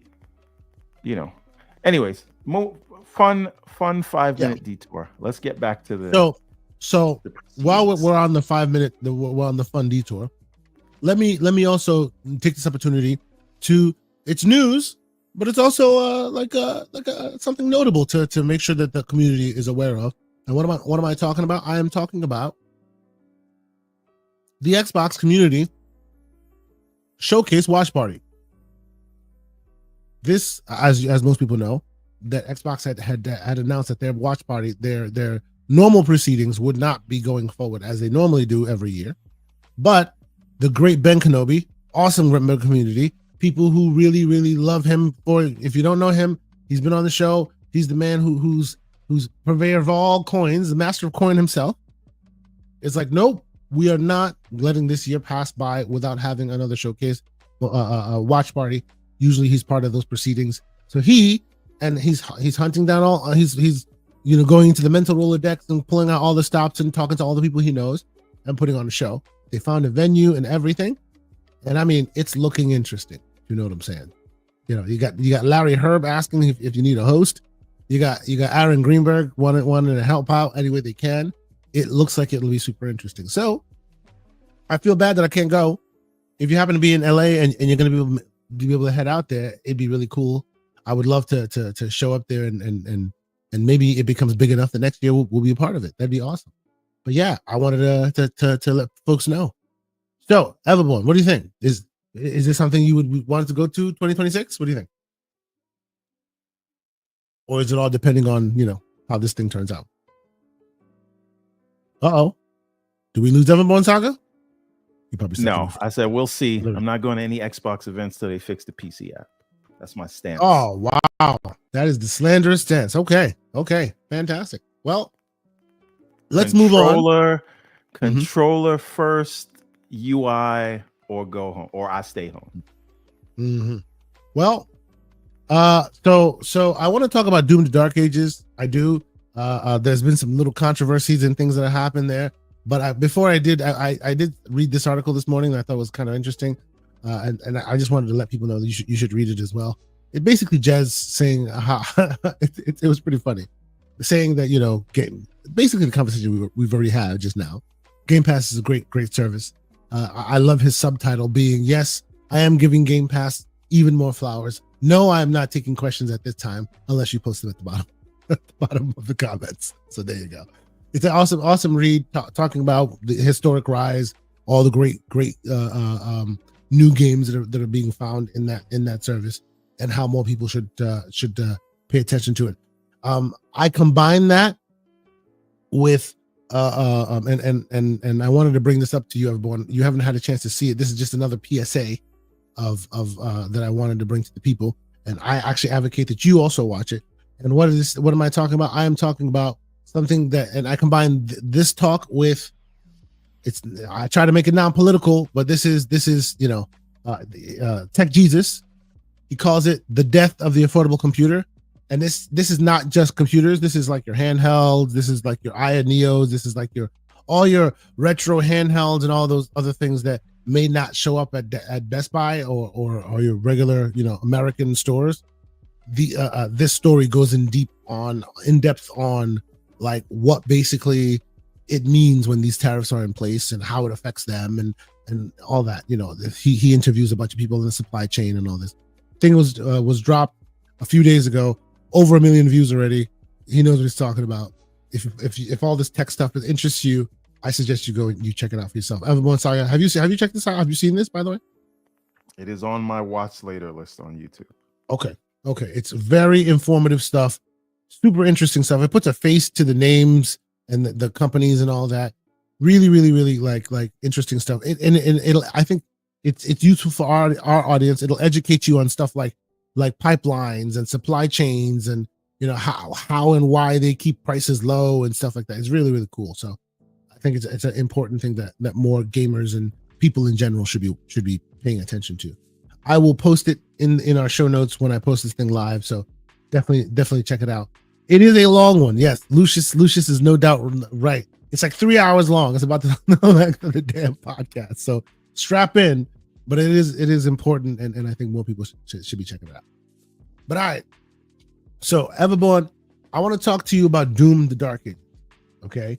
And why I want to talk to you about this is because yes, Doom is coming out. Doom is awesome. We are waiting for Doom to be released. We're expecting Doom to be really, really cool. They have been doing some interesting marketing in preparation of Doom, right? And obviously, the cat's out the bag. We already know they're putting games everywhere. This has been a thing that we've known for a while now, right? It's all well and good. But recently, as what, 2 days ago or 3 days ago? Was it 2 days? No, it was a day ago. They released both on Twitter and on their YouTube channel. And by their YouTube channel, I mean the PlayStation YouTube channel. Almost like a marketing sizzle reel of Doom: The Dark Ages, interesting like screenshots and little screen captures, and then a quick chat with the developers about how the game will run and how great the game will look on PlayStation 5. So I feel like and I think there was an IGN one. I'm not sure. I haven't watched all of them. I saw one of them. I didn't see both, but I feel like there's been some dissenting reports about it. But needless to say, and I'm playing a bit of it right now. It's only 5 minutes long. Some folks in our Discord were a little bit miffed, I will say, because this was their red line. And what do I mean by their red line? Their red line being, it looks like they're now spending time and or effort marketing to the PlayStation faithful, but similar effort was not paid to the Xbox faithful, because this was solely a marketing beat that landed in the YouTube channel of the PlayStation Store and nowhere else. right? So that's the pushback that I've heard about this, and I've watched the videos, and to be fair, historically they have done that, right? Where a new piece of PR is released, and then it's quickly chopped up to where if you're on a PlayStation, you see PlayStation logos and iconography and the buttons and all of that, and if you're and on your Xbox, you see that, and now that's a change, right? So, Everborn, what do you think? Is there much to do about nothing? Do people have a problem? Do you have a right to be upset? What were your thoughts? You got to move on, man.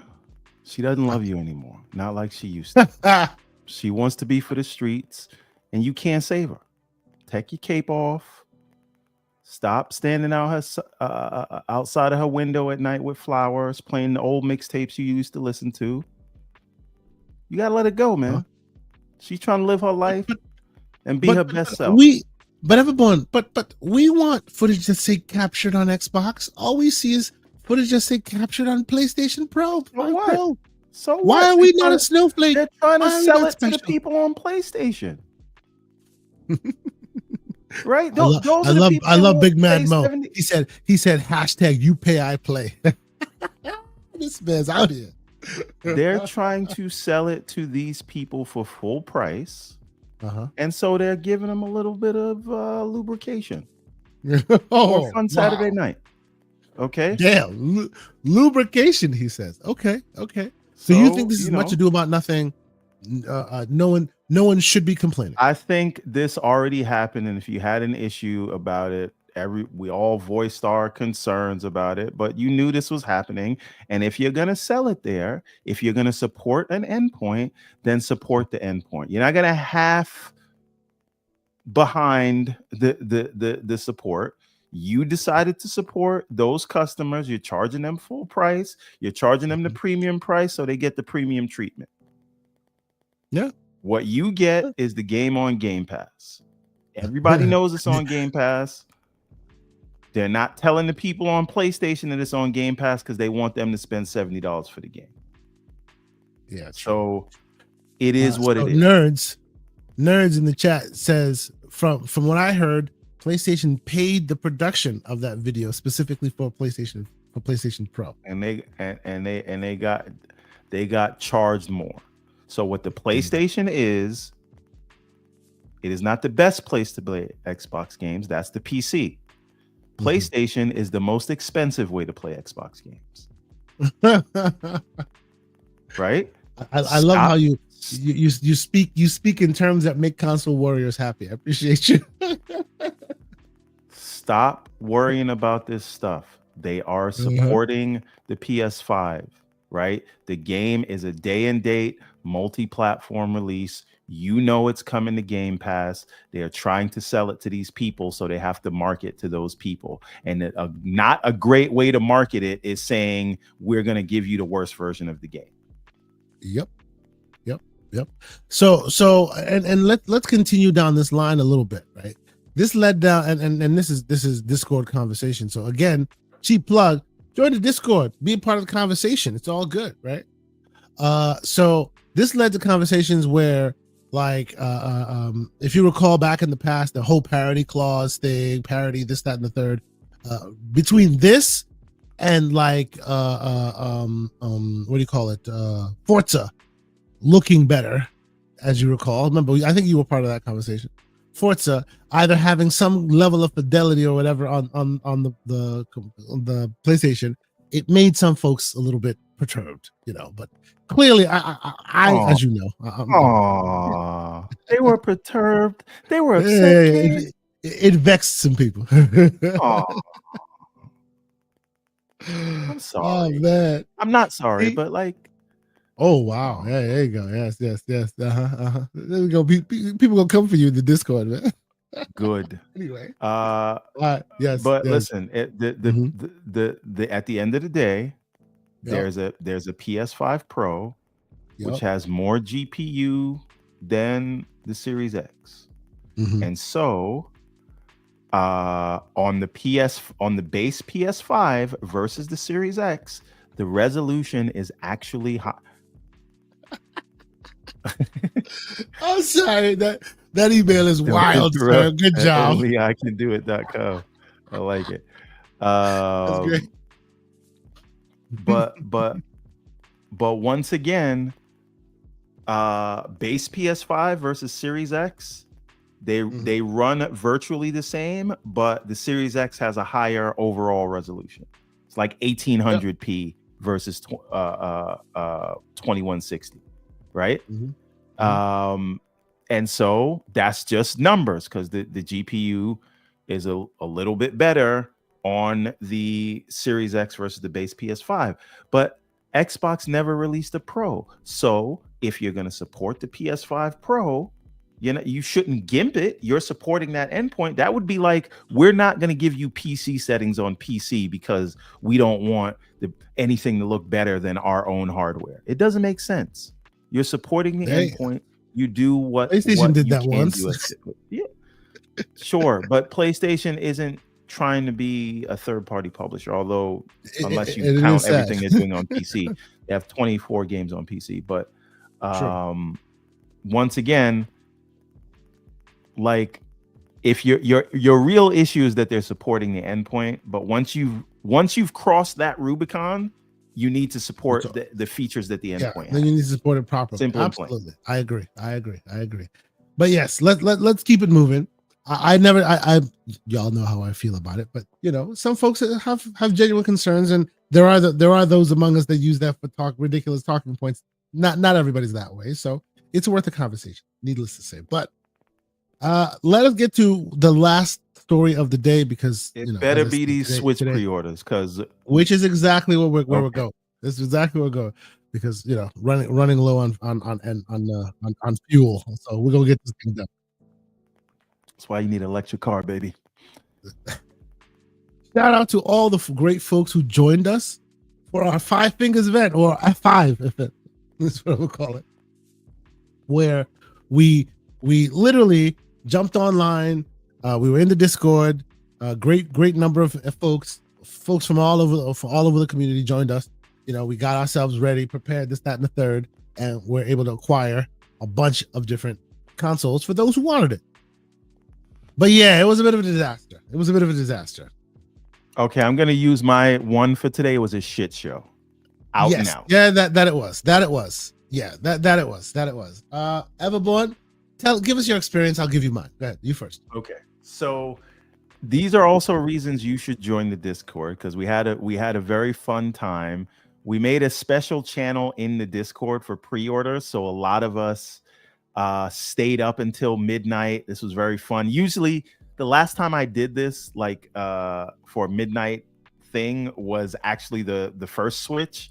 I actually waited outside a Best Buy to get it, and then with the PS5 and Series X, I did the pre-order online. But to kind of replicate that waiting online outside, we all got together in the Discord. It was a large call. Maybe there were 10 or 15 of us in there. And when it went live, we were basically just kind of F5ing all this. The name of the channel was F5 Fingers. It was hilarious. So we all got there. And what I would like to point out is that half the people that were in there ripping their hair out when things went to the pisser. These people were the ones telling you Nintendo is charging too much. They were saying drop the price. They were saying they don't agree with the $80 games, and they were scraping and scrambling.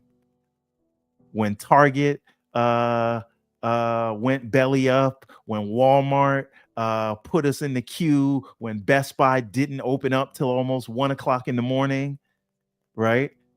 We were all losing our minds, and it was so much panic buying that people started buying multiple as soon as they came available. So to be fair, the idea was, hold on, let me finish.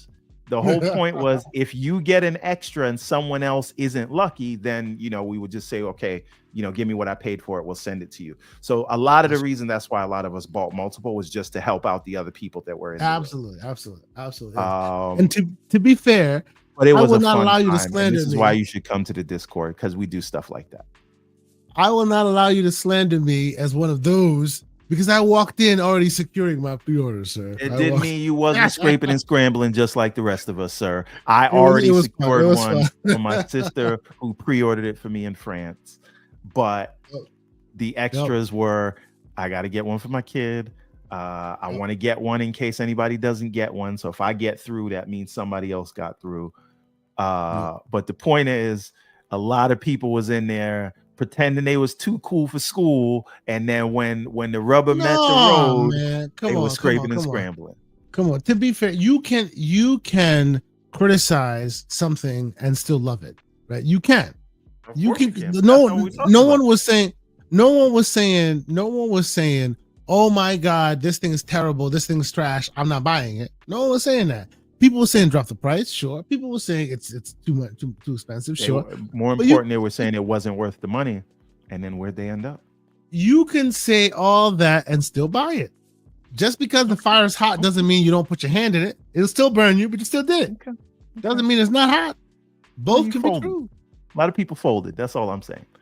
Right. Now, both can be true. Another funny thing about it, because it was midnight, and this is myself included, I could not speak. Oh yeah. I had the laptop in bed next to my wife, trying not to wake her up because we both wake up at 5:30 in the morning. And I'm over here hitting F5, and then when Target goes live, I get off of mute, and I'm like, it's live. And then it wakes her up, and she looks over at me with the death stare. Because not only am I waking her up on the laptop in the middle of the night at past midnight, it's because I'm trying to pre-order something for $500 that I already have one coming. So I'm never going to hear the end of it, but it was worth it. So I had a similar story. I'm downstairs in my office, so when I speak, it sometimes resonates. We have an open floor plan. Needless to say, I saw my email, my text chain later was not pretty. Needless to say, it was a fun time I had by all. I will ask you people in the chat. Let's see what your thoughts are. Nintendo Switch 2. Did you get one? Either hell yeah, hell no, PCMR. Pick one. We appreciate it. Tell us what was yours. I want to know in the chat how many. Because a lot of people needed multiple. Personally, I needed at least 2 for me and my daughter, and the third was the giveaways. I'm not giving anything away, but the third was to community support. So I was able to secure 3 of them, and 2 will obviously go to different community members. I've already promised it to 2 different community members who, we ain't trying to scalp nobody. We're just helping people out. So ultimately, I'll be left with 1. Yeah, whatever we paid, you pay plus whatever it costs. To you. Exactly. Right. Damn. Aaron's like 1 console and 10 Piranha. I am not gonna lie. I kind of wanted that Piranha camera, but it's only 480p. Bro, it's weird. All their cameras are terrible. Like no, but like some of them are 1080p. I'm just pointing out that the Piranha camera is less resolution than the main and the others. Yeah. Someone's got to release one that's actually proper good resolution, and the Piranha like that's what we need right now. Anyway. Oh, did you get a Pro controller? I also got a Pro controller and a I have not gotten any of those things, because those things will not be sold out. Like accessories will be back. Right. Yeah, it's just a console that will be gone. No. Yeah, but I wanted it day one. I don't want to have to go outside. Oh, I need to tell you a story. Okay. Because the dudes at GameStop tried to finesse me. Now, I walk into GameStop. I ordered something from, like, I was waiting for some food to be ready, but there happened to be a GameStop in the same strip mall or whatever. So I walked over while I was waiting. And I'm just asking, like, for science. Not that I didn't have a plan to get one already. Not that I didn't know all the information. Not that one wasn't already being sent to me. And this was before the pre-order. This was like the Monday, and it was being pre-ordered on the pre-orders went live on Wednesday. So I said, "Hey, man, when do the pre-orders start?" Again, I already knew the answer. I was just asking him to kind of make small talk. This mofo said, "I don't know." I was like, What? "You lying son of a." He's no, sorry. I'm sorry. I'm lying. I'm getting the story mixed up. He said he didn't say I don't know. He said the 28th. Oh wow, he gave you a wrong answer. And I said, nah, homie. Here's the Nintendo site right here. It says the 24th. From GameStop, Best Buy, Walmart, Target. See, and Like, this is when this is when hold on. Uh-huh. Then he says, "Oh, I just knew it was a Thursday." And then I said, "Wait a minute. Wait a minute, Chief. All right, let me ask you a question. Are you guys gonna open midnight for the pre-order, like Best Buy?" He was like, "No. It's the next day when we open." I said, "Cool. What time do you open?" He says, "I don't know. I don't work that day." Listen, I was about to turn into the Black Karen. But I was like, you know what? My food's ready, and Best Buy will probably be out of business in the next 18 months. So, oh man, that and is terrible, sir. And they should be, he says. Jesus. No, but sir. The 28th, honestly. and then I don't know what time they. Look, come on. See, this is the moment when you should have then revealed that you actually work for GameStop as well, and that you were like a secret shopper or whatever, and that this is like, unacceptable, and that they're getting fired now. Somebody told me they probably thought I was I'm a scalper. You're a scalper? Don't regular people want to know when this thing is coming out? Like, yeah, what? I would think so. I would think so, right? But that's weird. Anyway, that's my GameStop story and why I hate that company and will never shop there. It's very strange. I'm really just salty that I didn't get in on the GME stock craze for that for that Robinhood thing that happened. So that's the reason why you hate them. They suck now because no. They've always sucked, and I think they do terrible things when people are trying to trade in their game, especially kids. I remember what Funko Land did to me, left me in tears. See, Pragmatic Eagle says, stop making common sense, man. What's wrong with you? Small talk is not necessary. Don't do that. Pragmatic Eagle, we are not on X. We're not on Elon's internet. So that is where common sense does make, where you can't talk. That's where common sense goes to die? Yes. Here, so we try to talk some sense. So let me see where the poll is right now. We have had a subset of the audience weigh in right now. And with that subset right now, we have 34% say, hell yeah, day one, they getting one. 59% say hell no. And of that 59, and then an additional 6% say PCMR, which tells you that that's also part of the 59%. So it's over 62%. And that tells you only 6% of the handheld market will be PC handhelds. Oh, the hell no is growing. That's growing. So there you go. This is one of those situations, man. It is what it is. But yeah, man, I honestly think that we should continue to talk about and think about the Switch, because as everyone in our Discord keeps talking about, even though it may be lesser powerful, lesser capable hardware and whatnot, sooner rather than later, it's going to be here in your hands, and it's going to be a viable replacement for the existing environment, right? Whether it's like going to hold gaming back or not remains to be seen, but it's definitely going to be seen as a contender, right? Unless you disagree. Do you think it's not going to be that way? You think it's going to go back to Switch One territory? I think that for a good year or two, it will be able to keep up with things that are happening, and it will just be a matter of scaling without reducing scope. But as time goes on, I think there's a real, I think we're gonna end up in a place like where we were with the Switch One, where people have to do extra things or reduce scope if you're gonna target that endpoint. Yep. But again, who knows? You know,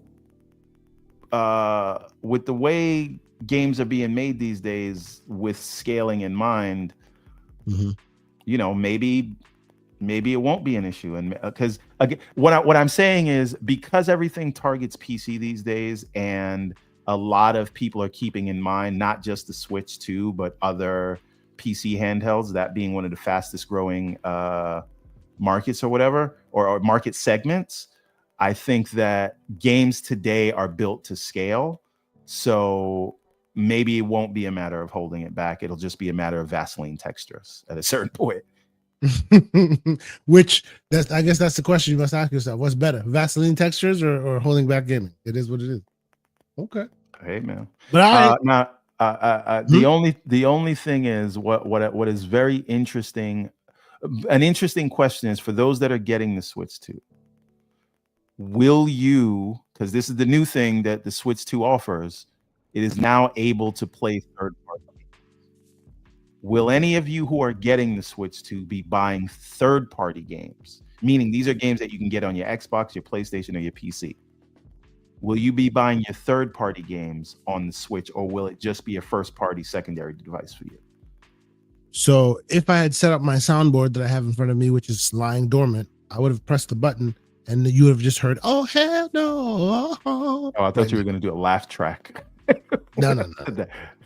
There's no way I'm doing that. I mean, like, for the longest time, even in Switch 1 world, where they have awesome indie games and this, that, and the third, every time I watch a Nintendo Direct style of anything, most of those games end up on Game Pass. Like most, 85%, right? So I end up just like watching it, and the rest of them are on Steam, or it's exclusive on Switch, and the first parties, they are what they are, which is cool, right?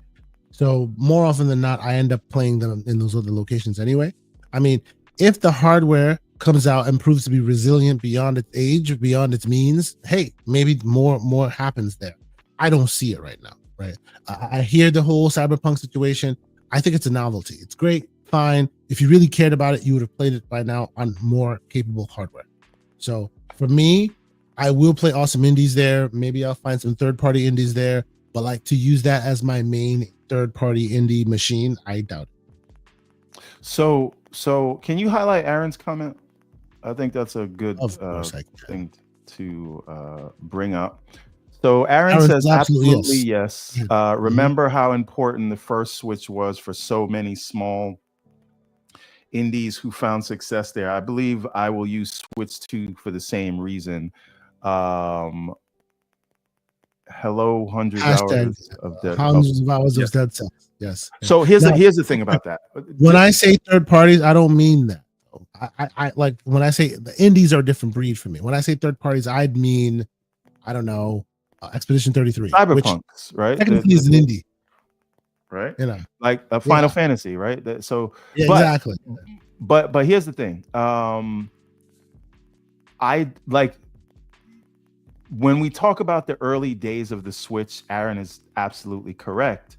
But what happened towards the end of that life cycle, right? Like I just did an application to get access to the OG Switch dev kit.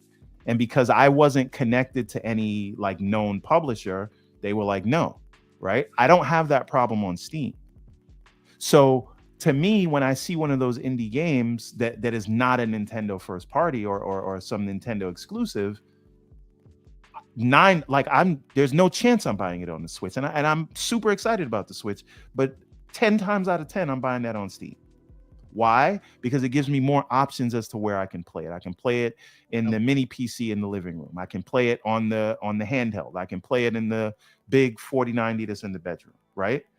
And 9 times out of 10, I can get it for cheaper than what it's going to be on the Switch. But to the indie developer, if you look at the revenue generated on Switch and what percentage of it comes from first party, is the Switch still a boon to indie developers as it was back in from 2017 till 2020, right? Or are they finding more success in Steam?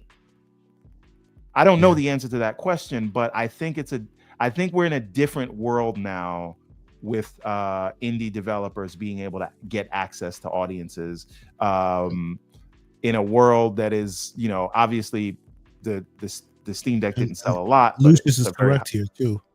Indie games, and this is not a problem that was there at the beginning of this life cycle, but it has proved to be a problem now where indie games are struggling on the Steam store because this on the Switch, because discoverability is really terrible at that store. This is a tried and true thing with successful platforms. Like so when we talk about the 360 who brought us Xbox Live Arcade, which was so instrumental to the growth and discovery of indie game devs, right?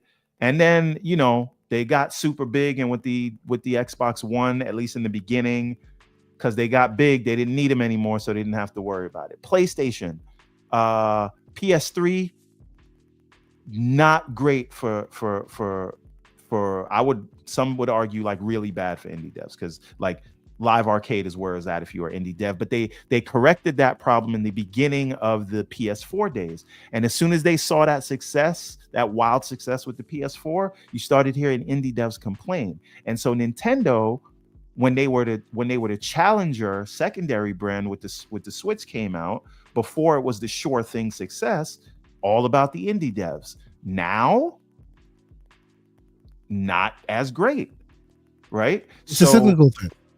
Right. As soon as people see success, they use the indie devs when they need them, and then they get rich and switch, as someone has said. Exactly. So, long story short, I think it's a different world now with indie devs, and they can speak to that more than I can. But again, people do spend a lot of money on the Switch, so whether they're hostile towards you or not, as a developer, if you have an access to a high money spending audience, of course you're going to want to be there, and of course that's going to be great help. Personally, the Switch 2 will still be a first party only device for me. And there we have it, ladies and gentlemen. So let me see where the poll is. Okay, so now I think I'm gonna close the poll out with 43 votes. Well, hold on really quick. Sorry. I just want to answer Aaron really quick. If you could go to his comment, one of the reasons why the small developers.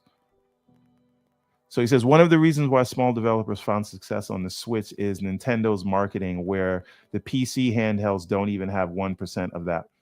I think he means Nintendo's market, not their marketing, because one of the issues indie devs have is that, again, discoverability, and they're not getting the marketing from Nintendo.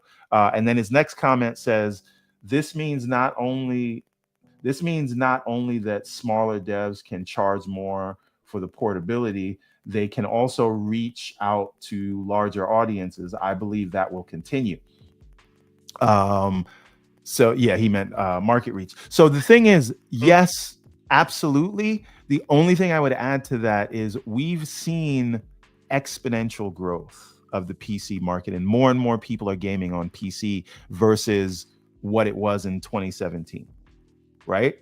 And so it's entirely possible that, and again, we can't just compare indie games on Steam to the Steam Deck itself, right? Because a lot more people are just gaming on PC, whether it's their laptops, whether it's their at their desk with a desktop. I know very few people are doing what I do, which is connecting the PC to the TV, but people do that. And so what I'm saying is, with the market reach of Steam itself across the board, right?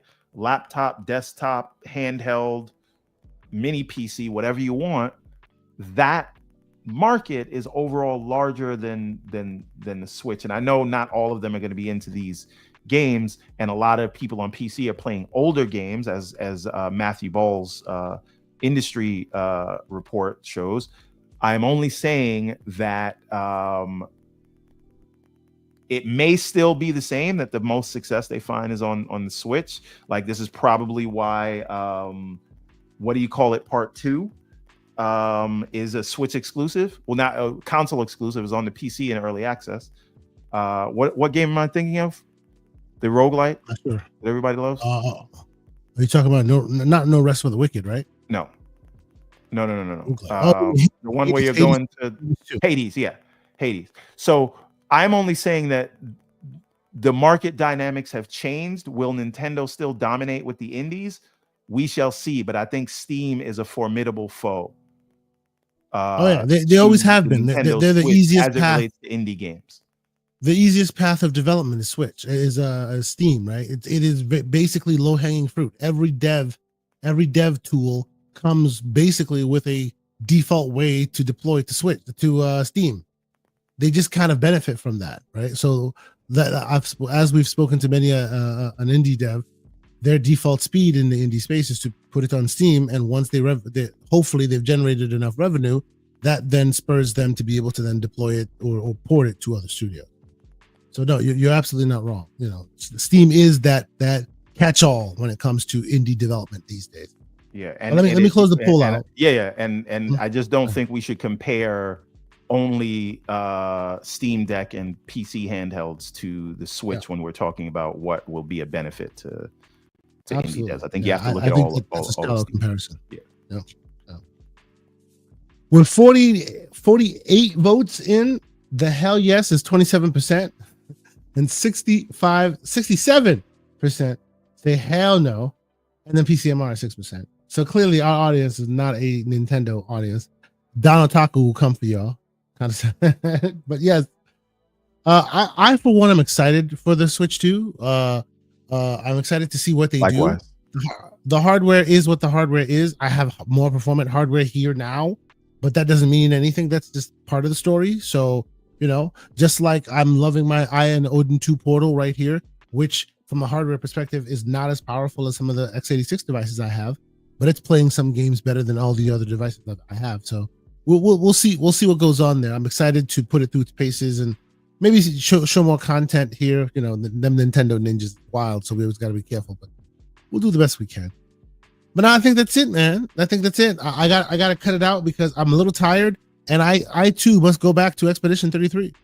So, Mr. Everborn Saga, sir, where can folks keep up with your ongoings on the internet moving forward, sir? Discord or everbornsaga.com, where you can buy the new Charge Them More t-shirt. You know, I might actually pick one of those shirts up, man. It's gonna be interesting. Maybe we rock that at PAX East. Speaking of PAX East, I am. While you do that, by the way, I got the confirmation email about the press badge. You got yours too? Yeah, I got that last night. Sweet. So I'm gonna share my screen again because we just did a whole new summer line of clothing. So if you guys want to go and check out everbornsaga.com, you can get some discounts here. So if you want to, yes, there we go. All right, here's the website. You know, we do the comics and all that jazz, but you know that already. But I would like you guys to see the new apparel line for the summer. So some of you have seen these before, but now we've got some new stuff. For example, yo, that dude who's modeling your clothes, tell him to be a little happier, man. He's wearing a nice shirt. He needs to be a little happy about it. How about this lady? There you go. Much better. So this is our new Ariel's Adventure t-shirt by Champion. Comes with the C logo on the side, just so you know it's a Champion thing. This is what the shirt looks like. All right. So this is one of them. $24.95. Which is cheaper than the Adidas shirts, but the Adidas are super high quality. We just did this new bucket hat. Ariel looks like he has a little bit of a tan here, but that is Ariel's looking a little bit boondocksy, bro. Yes, I'm just saying. That's because you only get a certain number of colors, so that you can do this. This is sewn in. I'm just saying. All we need to do now is just switch out the hair for a bit of a fro, and now we talking about Huey Huey Freeman and all that. You know what I'm saying?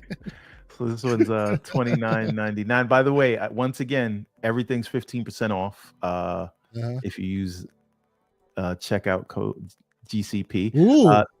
This is another one. The axe forgets, but the tree remembers. It's an old African proverb, but we use it in the comic. Godwin says it. Dorian Gray says you need to make some French outfits and charge them 33% more. Haha, I see what you did. I see what you did there. This one is by Adidas. It's $39.99 because Adidas is giving you some high quality stuff here. And there's a few more. I won't bore you much more with this stuff, but there's some cool stuff here. I really like this sweater. Yeah. All right, this is a champion sweater. Really and again, your man's he's just a little too hard right now on a Saturday morning. He need to calm down. Anyway. All right. And this one's serious. I like that. Yeah, that's real cool. Now, these are all designs that you and the artist put together. Yes, correct. A lot of it is like panels we pulled directly from the comics, but yeah. So this each of our series. We've got the Redlands, Ariel's Adventure, and Prince of Arcadia. So very nice. This bro. one is. I would like to see some people wearing this. People now. I've already said this to you, everyone. You want to see me rocking more of these things? V-neck tee, please. Thank you. Have a nice day. You said a V-neck? The damn right. I can make that happen. Hey, and here's the last one. We got the dad hat. Okay. With the patch on it. That's right. Very nice. So, yeah. Anyway, we put a lot of work into the new designs. It's the 2025 summer line. We try to change them up every 6 months. So we only have these designs right now, and by the end of the year, we'll switch it up again, and then these ones will go away. So try to keep things spicy. How about you check out the stuff, right? Maybe when you're there, you use GCP at checkout, you save 15%, and then when you happen to get the cool swag, get on the damn internet and tell some people about it. Tag us in it. We would love to see y'all in your natural habitat rocking that good stuff. We appreciate it. It's awesome, man. Otherwise, where else can people keep up with you, sir? In the Discord. We are in there almost every day when we should be working. Absolutely, we are. Myself included. You can catch me in that Discord as well. As I said, we will be heading to PAX East. So if you happen to be close in that area and you may want to check out PAX East yourself, let us know where you are. Let us connect. Maybe we'll get a drink or something. We'll do an in-person meetup. If you happen to see us on the floor, absolutely. We want to see you. We want to meet y'all IRL. It's always great to meet the people who support the channel and support our work here. So yeah, man. I think only be there on Saturday and Sunday in case anybody's looking at me on Thursday and Friday. I'll be there on Thursday and Friday. I'll be there for the whole duration. But y'all, you can catch myself. The team, Everborn and myself, will be there on Saturday and Sunday.